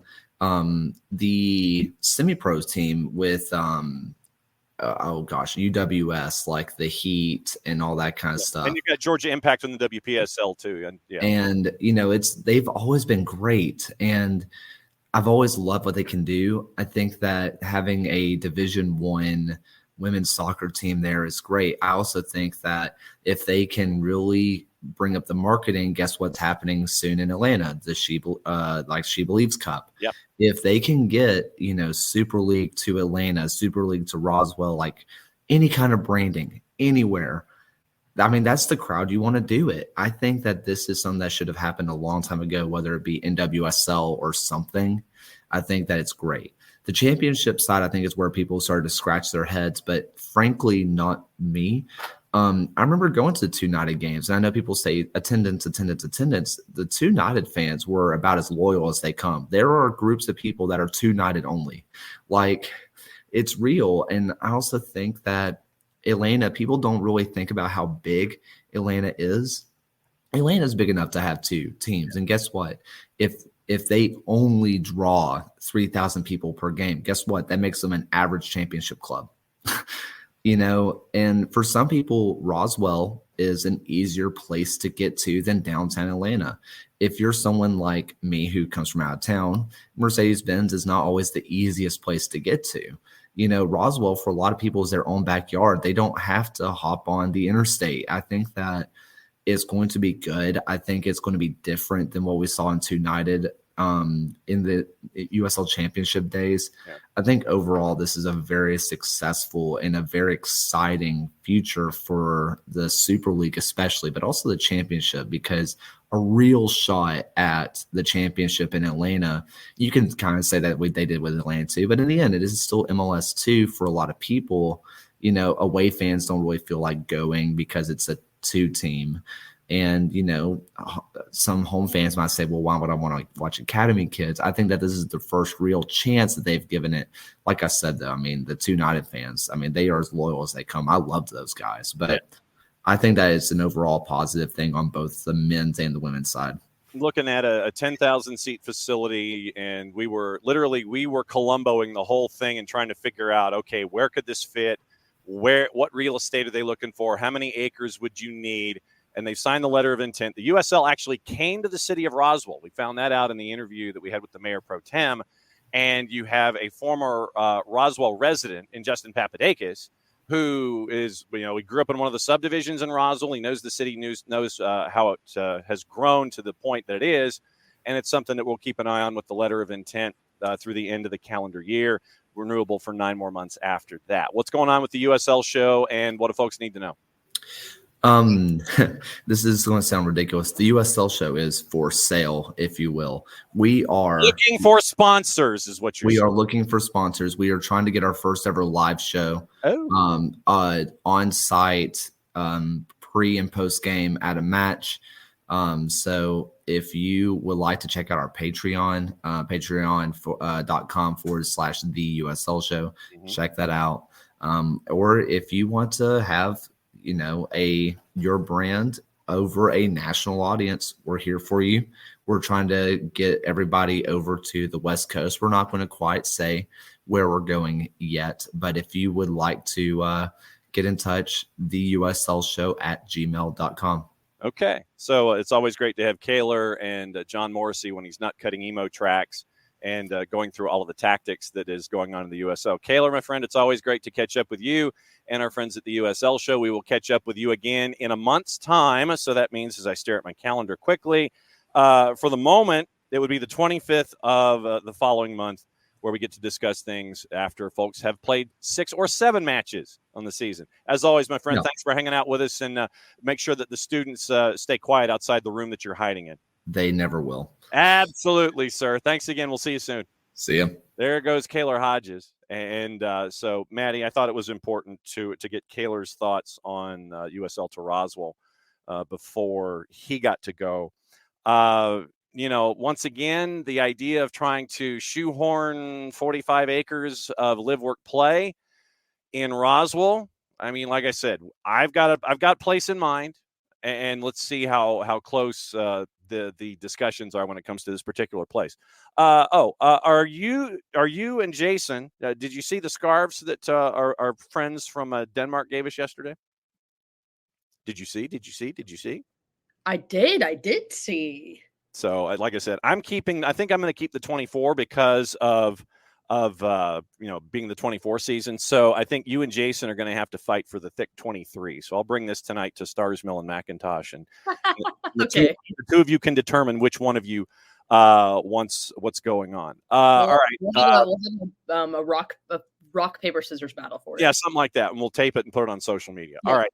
Before you go, we have to discuss what's going on with your beloved Newcastle, because we do have a piece of broken news that we are going to attempt to fix.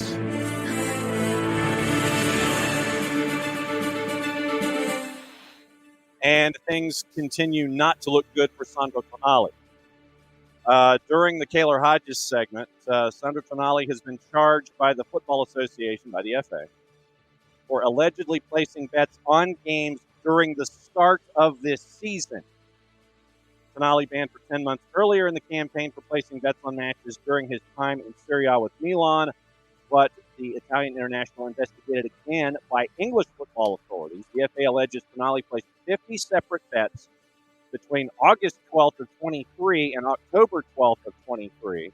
So basically 50 bets in a 60-day period. 60 days, 50 bets in breach of Rule FAE8. Tonali has until April 5 to respond. Newcastle came out with a 3-sentence answer, and Tonali joined the Magpies last summer, played 11 matches before his ban came into effect in October. So I believe now it is time for Newcastle fans to commiserate about Sandro Tonali once again. Yeah, R.I.P. Mm-hmm. Yeah, that's all I have to say. I don't even know. Yes. So so it is a conversation that you and Alex Bassine get to have with one another when it comes to what's going on with Sandro Tonali. Obviously, we'll keep an eye on that. And if Nick finally has a chance to recover from his 30 days on the road shooting stuff in a professional capacity, we'll get Nick's thoughts on Tonali as well. You're heading to an intern meeting. Is this correct? It is. It's the intern meeting. It's It's every Thursday, or at KSU, because I still do a lot of stuff with KSU athletics, doing all that stuff. We have a little intern meeting at like 10:45, and we just, go over our reviews and stuff like that, and, go over film review. Okay. Well, and now is it just strictly KSU stuff, or is it stuff that you have to disclose about what you're doing at SDH at the same time, or is this strictly just KSU material that you guys get to talk about? It can be a bit of both. Like if I brought like an interview or something I did here that I wanted to go over, they're more than welcome to look at it. So yeah. Okay, because I didn't know if it was a one-dimensional thing, considering it was Kennesaw. But so you can bring all of the madness that you have been a part of at SDH to the table on a weekly basis and sit there and go, yeah, I did play-by-play, I did hosting, I did color, I did all this kind of stuff. Absolutely. Okay, just checking.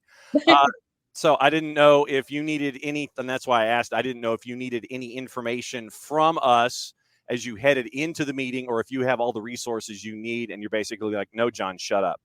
Oh no, I got it. No worries. I have it all figured out. Okay, so we will see you tonight at Stars Mill. Is that correct? Yes, you will. Okay, so Maddie, Jason, and I will all be at Stars Mill. It is a 6 and an 8, so we'll be on a little before 6 o'clock with the pregame show at soccerdownhere.mixler.com, soccerdownhere.mixlr.com for Stars Mill and Macintosh. Maddie, I would say enjoy your meeting, but I know that those things you may not necessarily enjoy unless you want to sit there and go, yeah, this is the list of all the stuff I did. What about you? Blah, What did you do in your week? Well, I did this.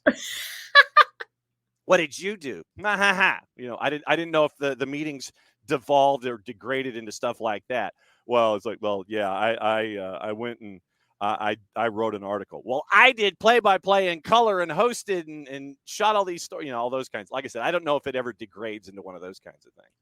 It does not. Thank goodness it doesn't. Okay. All right, just checking. All right, so go enjoy your meeting. We'll see you tonight at Stars Mill for Stars Mill and Macintosh. Yep, I'll see you guys tonight. There you go, Maddie Cruz on the ones and twos. And so Maddie's very, very busy.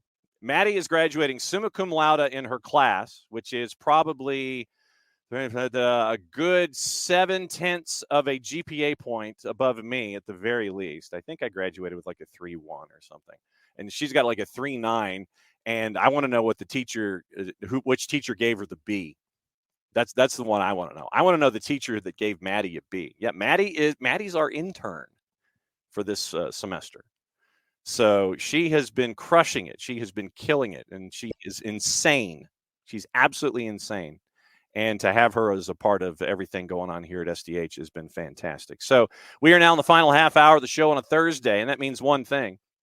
It means we find out which cup of coffee our buddy Niko Moreno is on and what he has put the coffee in. And so we bring Niko in, and Niko is like feverishly looking at notes in the green room. And so there he goes. He puts his phone away. Morning, my brother. What is up? What's going on, guys? Happy to be here. Was having some issue with the StreamYard, but we're back on. We are on coffee cup number 2. You can't see it. Oh, now you can. It's my Juan Valdez. Oh, there you go. You have the key to my heart cup. That's what it is. It's a Carlos Vives song from Colombia. And I brought this mug from the homeland, so that's what I'm having today. I didn't know if that was something that the boss gave you, as the boss appreciates you as a part of the familial unit, but that is a homeland coffee mug. That is not something from the boss. Yeah, I kind of got it for over there, but I use it now because she is more of a mug and go type of coffee drinker, and I work from home sometimes, so I get to use it more now. Okay, no worries about that. As we look at Major League Soccer, for those that might be visiting us for the first time, we bring you on to look at things from your Pacific prism, from the Western Conference, and get your points of view about what has happened over the last 7 days. And one of the first topics that I want to get into, obviously, we will talk about your Sounders. We will play Cliffhanger toward the end of the segment and toward the end of the show. LAFC on 2 fronts. LAFC put 5 on Nashville, and yes, 2 of them happened after a Joe Willis red card, and then they swapped out Willis and Elliot Panicos, so they were a man down 3-0. Joe Willis goes outside the 18. and he touches a ball outside the 18 as a goalie, which is a no-no by a keeper outside the 18. How concerned are you about Nashville SCA and about Gary Smith, considering this 5-0 thumping that they had with LAFC? I mean, we've been worried about Nashville since we didn't see them get any more talent, add more pieces to this team. You can only ride that we're disciplined and defensively sound so long. We've been asking Nashville actually to make a step from being a contender to get to the playoffs, to be a tough playoff team in order to get to the elite level, especially in a conference where they could be doing better, and they're really not. So they're worrisome. I understand that Godoy is a big piece for this team, and not having him is it's a big deal. And maybe this is the game where things just start to go wrong. And one corner kick where I think his mule could have just kind of deflected it. Goalkeeper also doesn't really talk, doesn't communicate. It ends up in the first goal. 8 minutes. Early goal changes a lot, especially for a team like Nashville. But all in all, I think it says more about LAFC. I've been telling people, don't discount this team. This is the way they roll. What did I say last week? They're beating at their own beat, right? They're playing some R&B, but they're getting ready to hip hop. Well, this is what they're going to do. You saw how quickly they were able, once the first goal came around, confidence went up, touches started happening. Atuesta is starting to look like the Atuesta of old now that he's kind of settling into this team. With Ilie Sanchez, things are a little bit better for Ilie too, because he has another guy that can cover some ground, that can hold the ball, that can do a lot of things. So they were just better than Nashville in all fronts, right? And now Denis Bouanga gets that goal, right? The first one just to get the monkey off his back, and then all of a sudden is a different type of LAFC. That dummy that Atuesta does, I mean, that's just quality, right? That's just soccer IQ, awareness, everything. So the team has the goods. And do they have some like depth problems because they don't have the roster that they probably should have? Sure, but that's coming, right? You know it's coming. This is the LAFC. They can go shop wherever they want. So unfortunately for the league and for the conference, this is just the beginning of what's going to be, I think, a good year for LAFC. You heard me here say that I thought the Sounders were going to be third, and that was then. Now we don't know, but LAFC was the team that I thought was going to be up top with RSL right behind them. So I think that LAFC is just giving you a little sample of what they could be later down the road. And that little sample is now apparently, possibly, probably including someone who has perfect hair, a perfect jawline, and a perfectly manicured beard to go along with the attack. It appears, as several have intimated, that Olivier Giroud and his perfectly coiffed persona. When was the last time he headed a ball? I don't know. But with the product that he's got there, it probably doesn't hurt. Olivier Giroud is now the next 30-something that John Thorrington will be spending money on yet another 18-month deal to bring in yet another big-name talent to make that rush that you're talking about. It's been done in the past with Bale and Chiellini. And now you're rolling the dice on an 18-month deal. Apparently, Hugo Lloris has basically told his buddy, hey, bruh, come on over. It's Lipstick City. We'll have some fun. We'll hang out together. We'll go to Nobu in Malibu, and we'll go and hang out. Olivier Giroud now a part of the discussion with LAFC as the new 30-something heading possibly to hang out with Steve Cherundolo.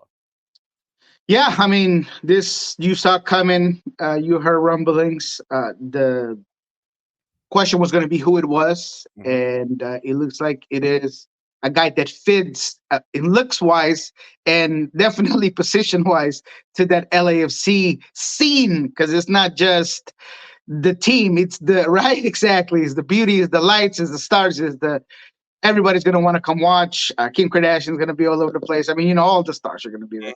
So it's a good fit. I mean, yes, he's 37. Yeah, he's a guy that, you know, will fit offensively. It's funny because I remember that Chirundo used to talk about Chicharango not pressing enough, or, he wanted other things. I don't know how much pressing and things. I was going to say, brother, Steve Cherundolo, with how he's running things right now, you want defensive-minded Olivier Giroud. That might translate into Olivier Giroud ain't moving a whole lot. But I think you look at the league, you saw what Suarez is doing. We know that this team is also, honestly, about, bringing in guys that are going to globalize this franchise. And just along with Lloris and now with Giroud is just what they're looking for. But in terms of soccer, I think that having a guy that is going to be in the area that's as physical as he is, that is good on the aerial attack, that, is a quality finisher, clearly a guy that has been doing this for a long time in top leagues with AC Milan, 12 goals with them just recently. So I believe that this is a good fit, especially what you have outside. Dennis Bouanga, Oliveira, he got his goal finally. Oliveira has been a guy that has produced, has created, just had not really scored just yet. He gets that first one against Nashville. So it's all just fitting, right? So I believe this is going to be a big signing for them. I think he is going to be effective because of the system, because of the guys he has around him, because he's hopefully not going to be asked to be doing too much defending. But all in all, I see where they're going. And this is a 37-year-old that doesn't play like a 37-year-old. So I do think that physically he's going to be up to par to play in MLS. Yeah, and Bogusz won't have to be a false nine as your striker right now, as things are with Steve Cherundolo. Let's go cross town. There are 3 clubs that so far are in double digits in goals scored. One is in the Eastern Conference. We'll talk about them in a bit because they're adding more pieces. The other, there are 2 in the West. One is all caps. St. Louis SC did not figure on that one. But right now, St. Louis is 8th in the street fight that is the Western Conference. That team that right now, second in Major League Soccer in goals scored is LAG. And with that protein power pack, the P3 of Puig, Paintsel, and Peck, once again, you're looking at absolute craziness. And it's fantastic to see Paintsel look like Usain Bolt for, 70 or 80 minutes. He hits the starter's blocks. You hear the gun. He's gone. And good luck catching him. Is this sustainable for LAG? I think it is. I think it's sustainable. I think they have pieces coming in. I think it's going to get better. I've told you about Brugman coming in. I think that they have Zavaleta coming in and filling a role that he hadn't played in so long. I wasn't quite sure what I was going to get out of him. He played well. I just think that when it comes to this offense, we just talked to Stefan Fry this weekend. Actually, just yesterday. And he said he called this LA Galaxy team the most lethal front four in MLS, in his opinion. And you got to give him some, truth to that. You got to give him the hand on it, because when you look at Painsel's speed, when you look at what Joveljic is doing, right? Greg Vanny must have seen something in Joveljic so good that he wasn't in no need to go get a 9. He got him a couple of weapons out wide. He knew that was going to be his guy. Chicharito was leaving. Joveljic is not a guy that has a huge name, right? You weren't going to think that was going to be your 9. But when you saw him play last season and you saw his ability to get in front of goal, and you saw his IQ as well, because the movements that he does, he's in, he's out, he brings out defenders. You could see that chemistry with Ricky just continue to grow. I think this team is just not just good in talent, but they're a cohesive unit up there. They understand what they want to play for. They seem to know where they're going to be at all times. So I think it is sustainable, and I think it's going to get better. This is a scary team if all pieces can continue to play this well. You talk about Triple P. Sometimes they might not even play that way, because Fagundes gives you a different type of soccer, maybe a little more retention. He tucks inside a little more, allows Aude to get on that outside channel with those overloads, with that overlapping. And that allows Pencil to be wider, be your widest guy in the field, and just have more of a green light to just push out wide, use your talent. In this one with Peck, sometimes he came in a little more inside, and he seemed to play well in that inside channel. So there is a lot of options for Greg Vanney. They're going to be able to attack teams in various ways. And again, Joveljic, 5 matches, 5 goals. He's hot. He's just going to continue to score. So that's a difficult team to play. Defensively, holding teams, being able to get the ball back. They still have some issues. Defensively, the reset defense was a problem here against Sporting Kansas City. It seems like every time that Sporting Kansas City wanted to pick up the tempo and do a quick throw in, quick free kick, that's where this Galaxy team got in some trouble. But again, getting Brookman back, getting some of those pieces in the back line back, I think they're going to be solid. So LAG look like a team that are going to be fighting the top of the West all season long. All right, let's go to the bottom. 2 teams without a win so far in the regular season. 9 games, no wins for either Austin or Seattle. 5 draws for the both of what's going on with Los Verdes and with you up there in Seattle. What is going on? What has happened in these first 4 matches where Seattle has only gotten 2 points out of what's going on right now, bottom of the table? There's a difference between excuses and circumstances, and what's happening to Seattle, it's no excuses, it's circumstance. They're dealing with a pandemic of injuries, something that I've asked over and over again if perhaps the club is looking into, or they're reassessing how they're preparing, how they're rehabbing, how they are treating the players, because there's just so many injuries. Not just the fact that they're happening, but the fact that they're re-aggravating, right? JP seemed to be in line to be ready to get back, was training full with the team, and then all of a sudden he gets pulled out, just re-aggravates it. Albert had a similar situation with an ankle where he even said this week, now he's back, but he said, yeah, it kind of was an ankle that I wasn't feeling too good. Then I tried to push it, and then I had to just get back at it. So those things, it's what really worries me about. I'm not sure what's going on with the Sounders. It seems like they're not worried at the time, or at least Brian doesn't seem concerned. I've asked in various ways if he's concerned about the type of injuries that they're getting. Reed Baker's still out. They had the issue at some point with Leo Chu, and now he's out completely for 3 to 5 weeks. I know that those injuries, like a knee injury, a tear, is not something that you can avoid. It just happens, right? Apparently, they don't know exactly when in training it happened, but that's the problem with Seattle. It's just the amount of injuries are not allowing us to see the full potential of this squad.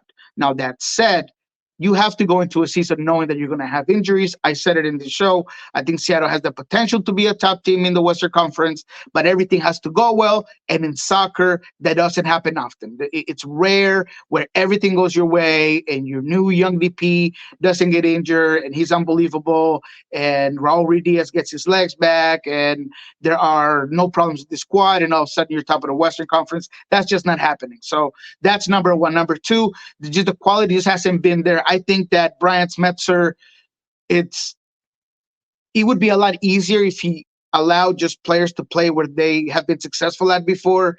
I've said it 1, 2, 3, 4, 5 times in this show and various shows. Jordan Morris plays better out wide. Jordan Morris is a player that's better suited to play out wide. He hasn't looked comfortable up top. He had more than a couple of opportunities against San Jose. None of them were either the best decision at the end, the best quality touch. That first one he has, can he maybe cut back and use his right foot on it? Sure. Maybe that's a better option rather than hit him with his left, and kind of an easy save for the goalkeeper. There's one that he gets a beautiful ball from Danny Leyva where maybe he can chip it. He could do something else with it. Maybe he could look for the contact, create a PK. So he just hasn't looked comfortable. Jordan Morris needs to get on the ball, hasn't gotten on the ball. no services in. I think he's lacking confidence. The way you get him back is by getting him the ball at his feet, allowing him to stretch the defense. And now without Leo Chu, he's the only guy that could fit like for like on that side to stretch out a defense, to help out things. So against the LA Galaxy, I expect them to go back to that 4-2-3-1 with Jordan on the left side, Raul up top, who's been playing very, very well, and Albert right behind him. On the right side, it could be Christian Roldan. I think that's the main option. But, they are experimenting with a couple of other players on that side, so you might see something else there. But at the end of the day, I just feel like this team hasn't been cohesive. They haven't been effective because they haven't been playing where the players are more successful at. And then Austin, we've been asking what's going on with Austin for a very long time. They just seem to have no real vision of what they want to do. I know Wolf is a great coach and he has a soccer module and he wants to play a certain way. I just don't know if he has the pieces to do so. I can't blame the coach when that's all you have to work with. There's been now rumors of the Russi maybe leaving. Now, if the Russi leaves, you might as well just bring in a wrecking ball and start from the beginning. Just tear it all up, rebuild it, because sometimes it's easier to rebuild than to try to fix what's going on. So that's my take on Austin. All right. One other take. I mentioned a high-powered offense, and the team that has scored the most goals so far this season in Major League Soccer. No surprise, Messi and friends. While we have been on the show this morning, once again, scouring as they do, the front office with Messi and friends has signed Argentine defender Marcelo Weigand on loan from Boca Juniors. Right back joins the club on loan. He's 24, and they hold an option to extend the loan for the defender through the 25 season. He's going to reinforce the defense for the remainder of the 24 season, pending the receipt of his P1 visa. Chris Henderson had a couple of sentences in for a quote, and they have Weigand in for his particular quote. Once again, Boca Juniors developed in the youth ranks before breaking into the first team in 19, 72 total appearances in all comps, 15 in Copa Libertadores, 3 goals, 7 assists, 5 titles in his time. So once again, Messi and friends going the loan route and trying to bring in reinforcements at the back. And you're having to do things this way because of where I imagine you are going up against the top of the cap figure. So you bring in Weigand from Boca Juniors, another youthful person at the back to help shore up what is going on back there, and it needs shoring up. Yeah, but not just that. They made the move of DeAndre Jedlin knowing they were going to bring somebody in. That's a lot of confidence. And to bring a guy like this, I mean, there were talks about Matias Rojas and other players that could have been brought in for that position. But this guy, man, he's in rhythm. He could do a lot of what I think Tata Martino hasn't been getting from that specific position.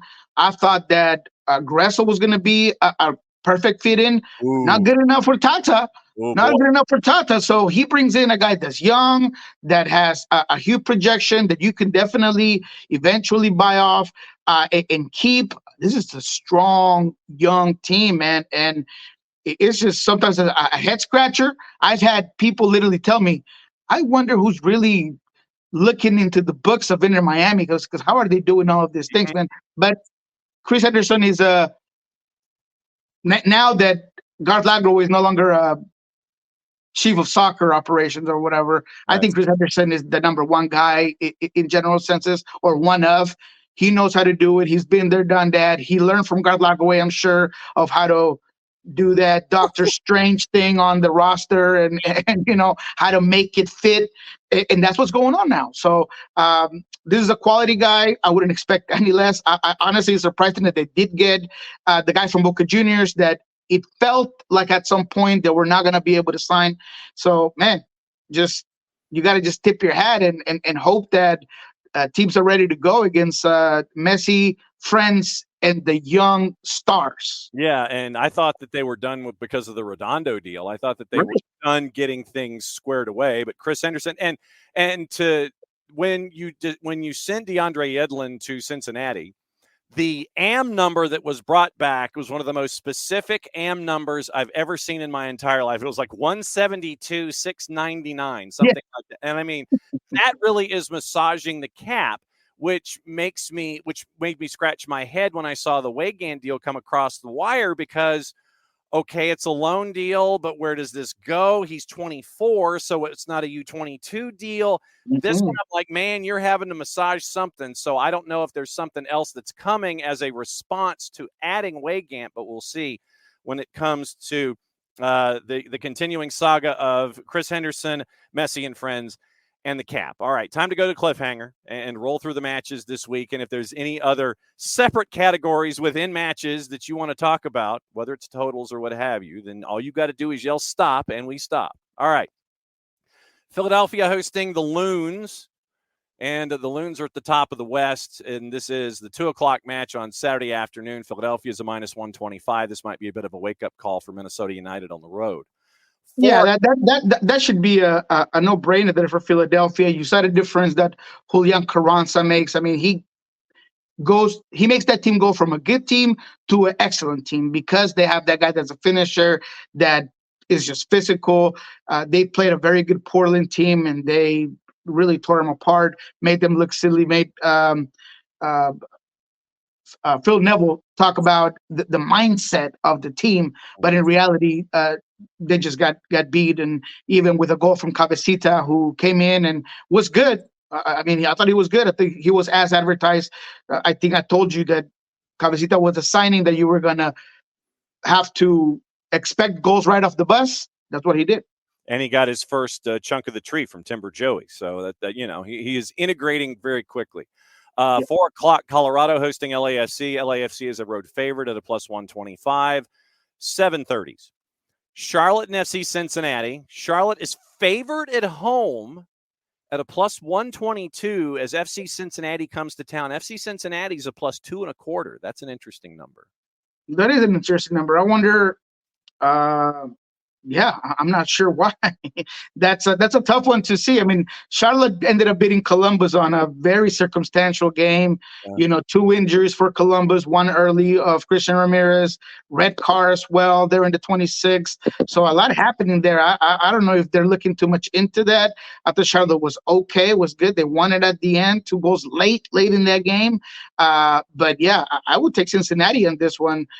I might even take the goals if you ask me, really. All right, so let's investigate. Let's investigate our totals as we always do in these situations. When you request, I investigate. All right, so 2.5 is a -104, 3 is a +173, 3.5 is a +237. No, I could take the 2.5 just to play it safe. Absolutely, yeah, that's solid. I'm writing that one down actually. 2.5 is a -104 in the composite. 3 is a +173. So that should give you your baseline there for those. Also on the board at 7:30, and our buddy Kevin Egan is going to be very, very busy with MLS 360 with all of the East Coasty stuff that's going on this week. It is DC hosting Montreal. DC's favored at home at a -133. CF Montreal is a +338 in the composite going up against DC United at home. Messi and friends hosting NYC at a -119. This is probably going to be a long day for NYCFC as they're close to +300. I got to go with Messi and friends here. To me, it doesn't really matter who's a part of that offense. Suarez is doing Suarez-y things, at least early in the year. Whatever Russian steroid and horse pill he's on, it's really working so far. He's ignoring his knees. I got to go with Inter Miami there in that one.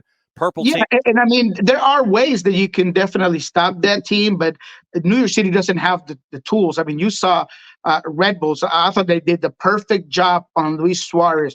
You push him, you press him, you have 2 on him, you make him, every run that he's making with or without the ball has to be forceful. And I thought they did a great job at keeping him away from service, but also, again, making everything difficult, whether it's tracking back, getting forward. You make it hard for Luis Suarez. And he looked like maybe most of us thought that he would, although he hasn't because he has that talent. I'm not saying he doesn't, but you could definitely feel how forceful they made it for him. No doubt, and he looked completely and totally disinterested and disengaged, especially in a downpour. Purple team hosting the Red Bulls, the aforementioned Red Bulls. Purple team's a plus 147. Red Bulls are a plus 195 on the road. Toronto FC is a plus 150 at home, hosting Sporting Kansas City. Sporting Kansas City, north of the border, is a plus 175. 8:30 Eastern. Copa Tejas FC Dallas is a road dog at Austin. Austin is a plus 144. FC Dallas is a plus 183. The draw is a plus 242. I'm inclined to go draw. I would go draw absolutely on that one, Austin. Okay. Yep. I like the draw. I like that draw for sure. But that's a game I'm not watching. I mean, I might throw the draw and just watch some other game. Well, here's a game that you'll watch, not this first one. Houston hosting San Jose. Houston's on the minus side at a minus 118. San Jose's a plus 324. You might sit there and think maybe Kataskia for your fantasy team. Nashville and Columbus is your 8:30 to watch, I think. Nashville is a plus 206. Crew on the road at Geodis are a road favorite at a plus 122. Columbus on the plus side, man. Take it. I'm taking it. And what's the over-under on goals? All right, so let's see when it shifts. And traditionally, considering what happened last week, I don't know if they'll necessarily get to 5. But all right, so 2.5 is a minus 118. 3 is a plus 147. 3.5 is a plus 210. Nah. No, I'll just keep it with Columbus. No goals on that one. Yeah, I mean, you got Columbus on the plus side. Take it and run. At Rio Tinto, it is RSL on the minus side at a minus 110, hosting all caps. St. Louis is a plus 270. And I'm glad that you talked about LAG hosting the Sounders, because that was why I kind of blended what we're seeing with P3 with what we're seeing with Seattle. LAG is a minus 105, draws a plus 274, and Seattle is a plus 264. That's a tough ask, man. Let's talk real quick about Real Salt Lake and St. Louis. What's the draw on that one? Draw is a plus 278. Plus 270. And what's the over-under on goals? All right, so let's check the totals and see what we've got when it comes to these two clubs. And I know that you're looking probably at Chicho Arango having a busy day. I am. 2.5 is a minus 155. 3 is a plus 105. So it changes at 3. 3.5 is a plus 157. 3.5 is what? Plus 157. No, it's not good enough for me, but that's going to be a good game. And I got to talk about Real Salt Lake real quick. I thought they were going to be good coming into this game, into this year, into the season. I thought that they would have Paulo Ruiz. Unfortunately, he's out for the season again. But they just have quality players. I like what they're doing up top. This kid Barajas was great. 17-year-old, came in, looked up to par, assist. Sacramento native. He has some international caps in the youth level with Mexico. That's a kid to watch. But I think RSL, all in all, quality players, a lot of youth. They've had some up and down results this season, but I still like them to be fighting the top of the West. St. Louis as well. Pompeo continues to look good.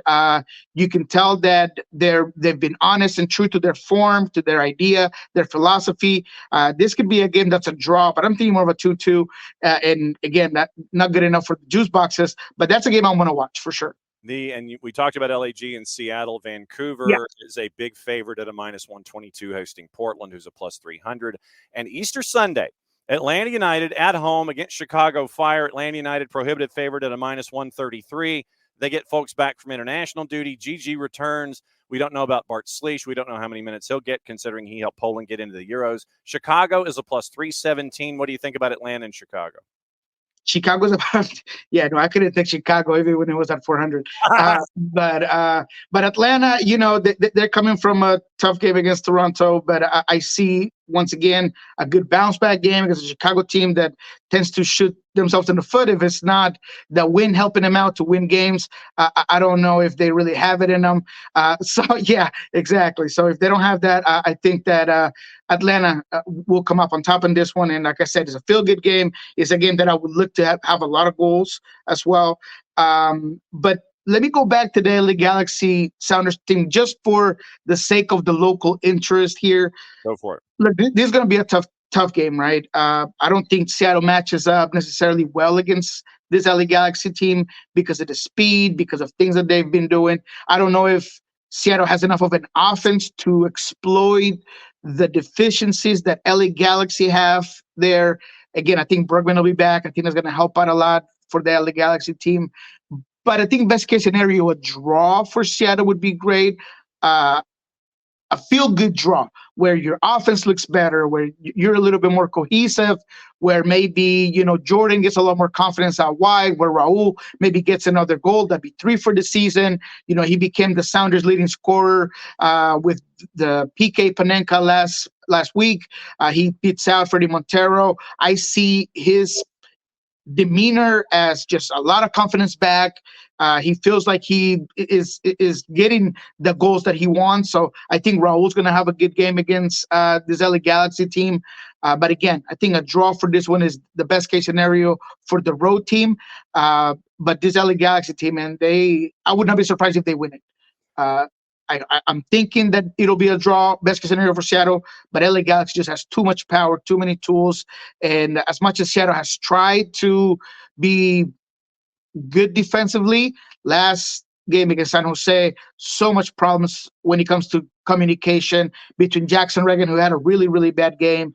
Yemer Gomez-Andrade was coming in his first game of the season, first 90 of the season. Well, he didn't play 90, but the first full game basically of the season. So that's a tough ask for Seattle against LA Galaxy. No doubt, looking at the total as well in that one. So what's the latest with you, Pulso Sports, and the Soccer Bar? Yes, sir. So we'll be back with Soccer Bar here in a couple of minutes. You actually touched some of the things that we're going to be talking about in Spanish. You were spot on today with the subjects as always. So we'll be talking a little bit about this. We'll talk about CONCACAF Cup that's coming up also next week, U.S. Open Cup. What are the challenges some of these teams are facing in regards to that? The referees get they're going to be back. What they got, what they didn't get, you can find that out at Soccer Bar and at Pulso Sports.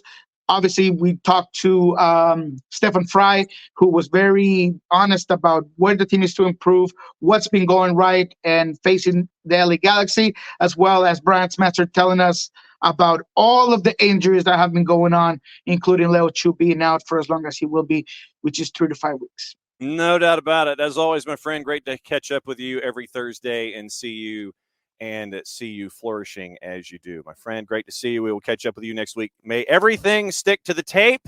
May you have successful broadcasts and enjoy what's going on this weekend. We'll see you next week. Thank you, my guy. Appreciate you guys. Have a good one. We'll see you next week. That is Niko, and he's on his second cup of coffee, so that'll be a fun one following along. And if you have the chance, go catch up with Niko and watch the Soccer Bar and Pulso Sports and all the work that they do over on the left coast. All right, gossip, rumor, and innuendo, and I know that the fourth has held up the sign. I know we're on the plus side, so gossip, rumor, and innuendo, and what to watch before we go. Once again, reminder, it is a 6 and an 8 tonight. Stars Mill Macintosh, and it is girls first, and we'll be on a little before 6. And then separate broadcast at soccerdownhere.mixler.com, soccerdownhere.mixlr.com, and at soccerdownhere.net, the website, and you can click through and listen to it that way as well. You can catch up with Stars Mill and Macintosh today. You can catch up with the 4 matches that we've already broadcast this week, and get ready for White County and Gilmer tomorrow on the network as we go up into the mountains for the first time in our broadcast history. For our game of the week, which is the 4th game of the week that we've had this week. 3rd game of the week this week, 6 and 8 o'clock tonight. Boys and girls, Stars Mill and Macintosh here on the network. Before we go, once again, gossip, rumor, and innuendo, anything else that's going on in our brains before we go. And when we look at the Thursday gossip, Arsenal have a 10-man short list. It's not really a short list if it's 10, is it? For a new striker. RB Leipzig's Benjamin Sesko, Sporting Lisbon's Victor Gyökeres, and Newcastle's Alexander Isak, among those that are being monitored. Ivan Toney also remains on the short list, and he's also attracted interest for several different reasons from Mikel Arteta. That's from the 4-letter paper. That's not really new news. Manchester United keen on Everton's Jared Branthwaite as they prioritize improving their defense next season. And according to Dell, if Old Trafford goes under construction, they might be playing at the Etihad. Yikes. What's the rent they're going to charge if that happens? Pep Guardiola is obsessed, according to Fichajes, by Newcastle midfielder Bruno Guimaraes, but Manchester City would have to pay €100 million to sign the Brazil international. West Ham expect Manchester City to move again for Lucas Paquetá. Chelsea, among clubs interested in Atletico Paranaense keeper Bento, who made his Brazil debut against England last week. Spurs want to sign Feyenoord striker Santiago Jimenez as their replacement for Harry Kane this summer, 1 year after Kane has left for Bayern Munich. Liverpool forward Luis Diaz has not given up hope of moving to one of the big Spanish La Liga clubs in the future, according to his dad, 4-letter paper. Manchester United interested in signing Argentine defender Aaron Anselmino from Boca Juniors. Anselmino is 18. Roberto De Zerbi's Bayern Munich's leading managerial candidate if they cannot persuade Xabi to join from Bayer Leverkusen. Spurs, West Ham, Brighton, and Everton are all plotting for Juve U21 winger Samuel Illing Jr. Jorginho could leave Arsenal this summer to return home to Italy, according to Football London. Gunners also, their hopes of signing winger Xavi Simon have been hit because PSG want to give him more game time when he returns from a loan from RB Leipzig. Manchester United will let Christian Eriksen leave this summer. Real Madrid cannot afford a rumored move for Trent Alexander-Arnold, according to Goal. Toni Kroos is set to sign a 1-year contract extension to stay at Real Madrid, according to Fabrizio Romano. Liverpool assistant coach Pep Linders as they continue to take charge at Ajax. Manchester United frustrated that Tunisia midfielder Hannibal Mabry's lack of game time while on loan at Sevilla, with him having just made 4 appearances in La Liga since joining in January. Arsenal teenager Ethan Nwaneri will sign his first professional deal at the club after returning from the U17 duty this week with England, with the midfielder having previously attracted interest from Manchester City. Once again, and if you missed it, the FA has now charged Sandro Tonali with misconduct in relation to alleged breaches. Once again, serving a 10-month ban issued by the Italian Football Federation back in October for breaking betting rules. And then he joins Newcastle for £55 million. FA alleges Tonali broke rules 50 bets on matches in a 2-month period between August and October 12th of last year. Tonali banned for betting on matches involving Brescia and Milan. FIFA later granted the Italian Federation's request to have the ban extended worldwide. And then Newcastle came out with their statement. Current ban means Tonali's not eligible to play again until August of this year and will not feature in the Euro.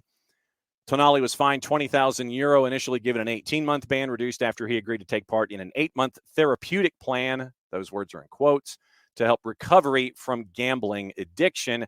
That includes Tonali making at least 16 public appearances in Italy, where he's expected to speak to young players about the dangers of gambling.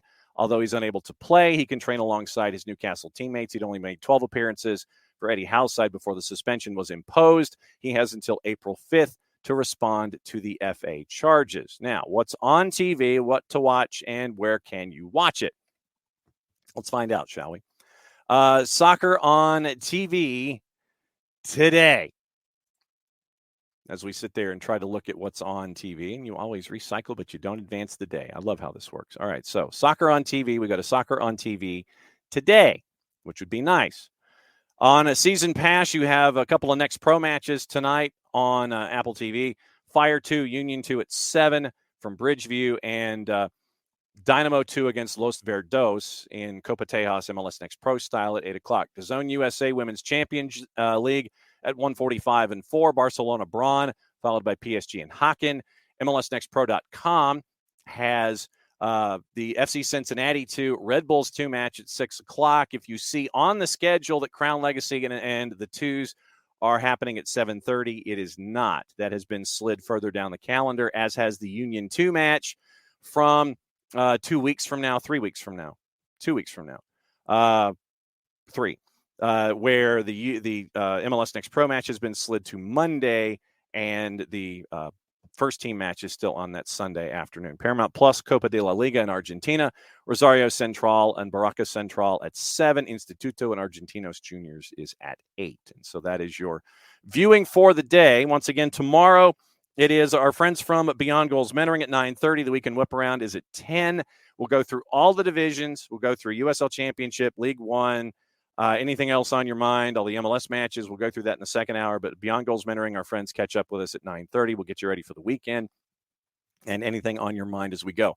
Thanks again to Jason for dropping by on Thursdays at 9:30 as he always does. Thanks to Kaylor Hodges and our friends at the USL Show for joining as he does the last Thursday of the month to check in on Championship in League One. And as always, Thursdays with Niko at 10:30. It's always great to catch up with Niko and get his thoughts about what's going on out west. Once again, a little before 6, it'll be the pregame show, Starsmill and McIntosh, 2 broadcasts. It is the boys and the girls, or the girls and the boys, because we believe in chivalry. Girls first at 6, boys shortly thereafter, maybe a little after 8 o'clock. And we'll have those for you on the network. We'll talk about them tomorrow as we get ready for White County visiting Gilmer for the 4th match in a match week here at SDH. So thanks for hanging out as you always do. We'll be back at it again in shortly under 22 hours. And since it is the end of the show, it means I get to do this. Play it safe, everybody. Mucha platial. And we'll be with you tonight from Stars Mill, a little before 6. Play it safe, everybody. We'll see you tomorrow.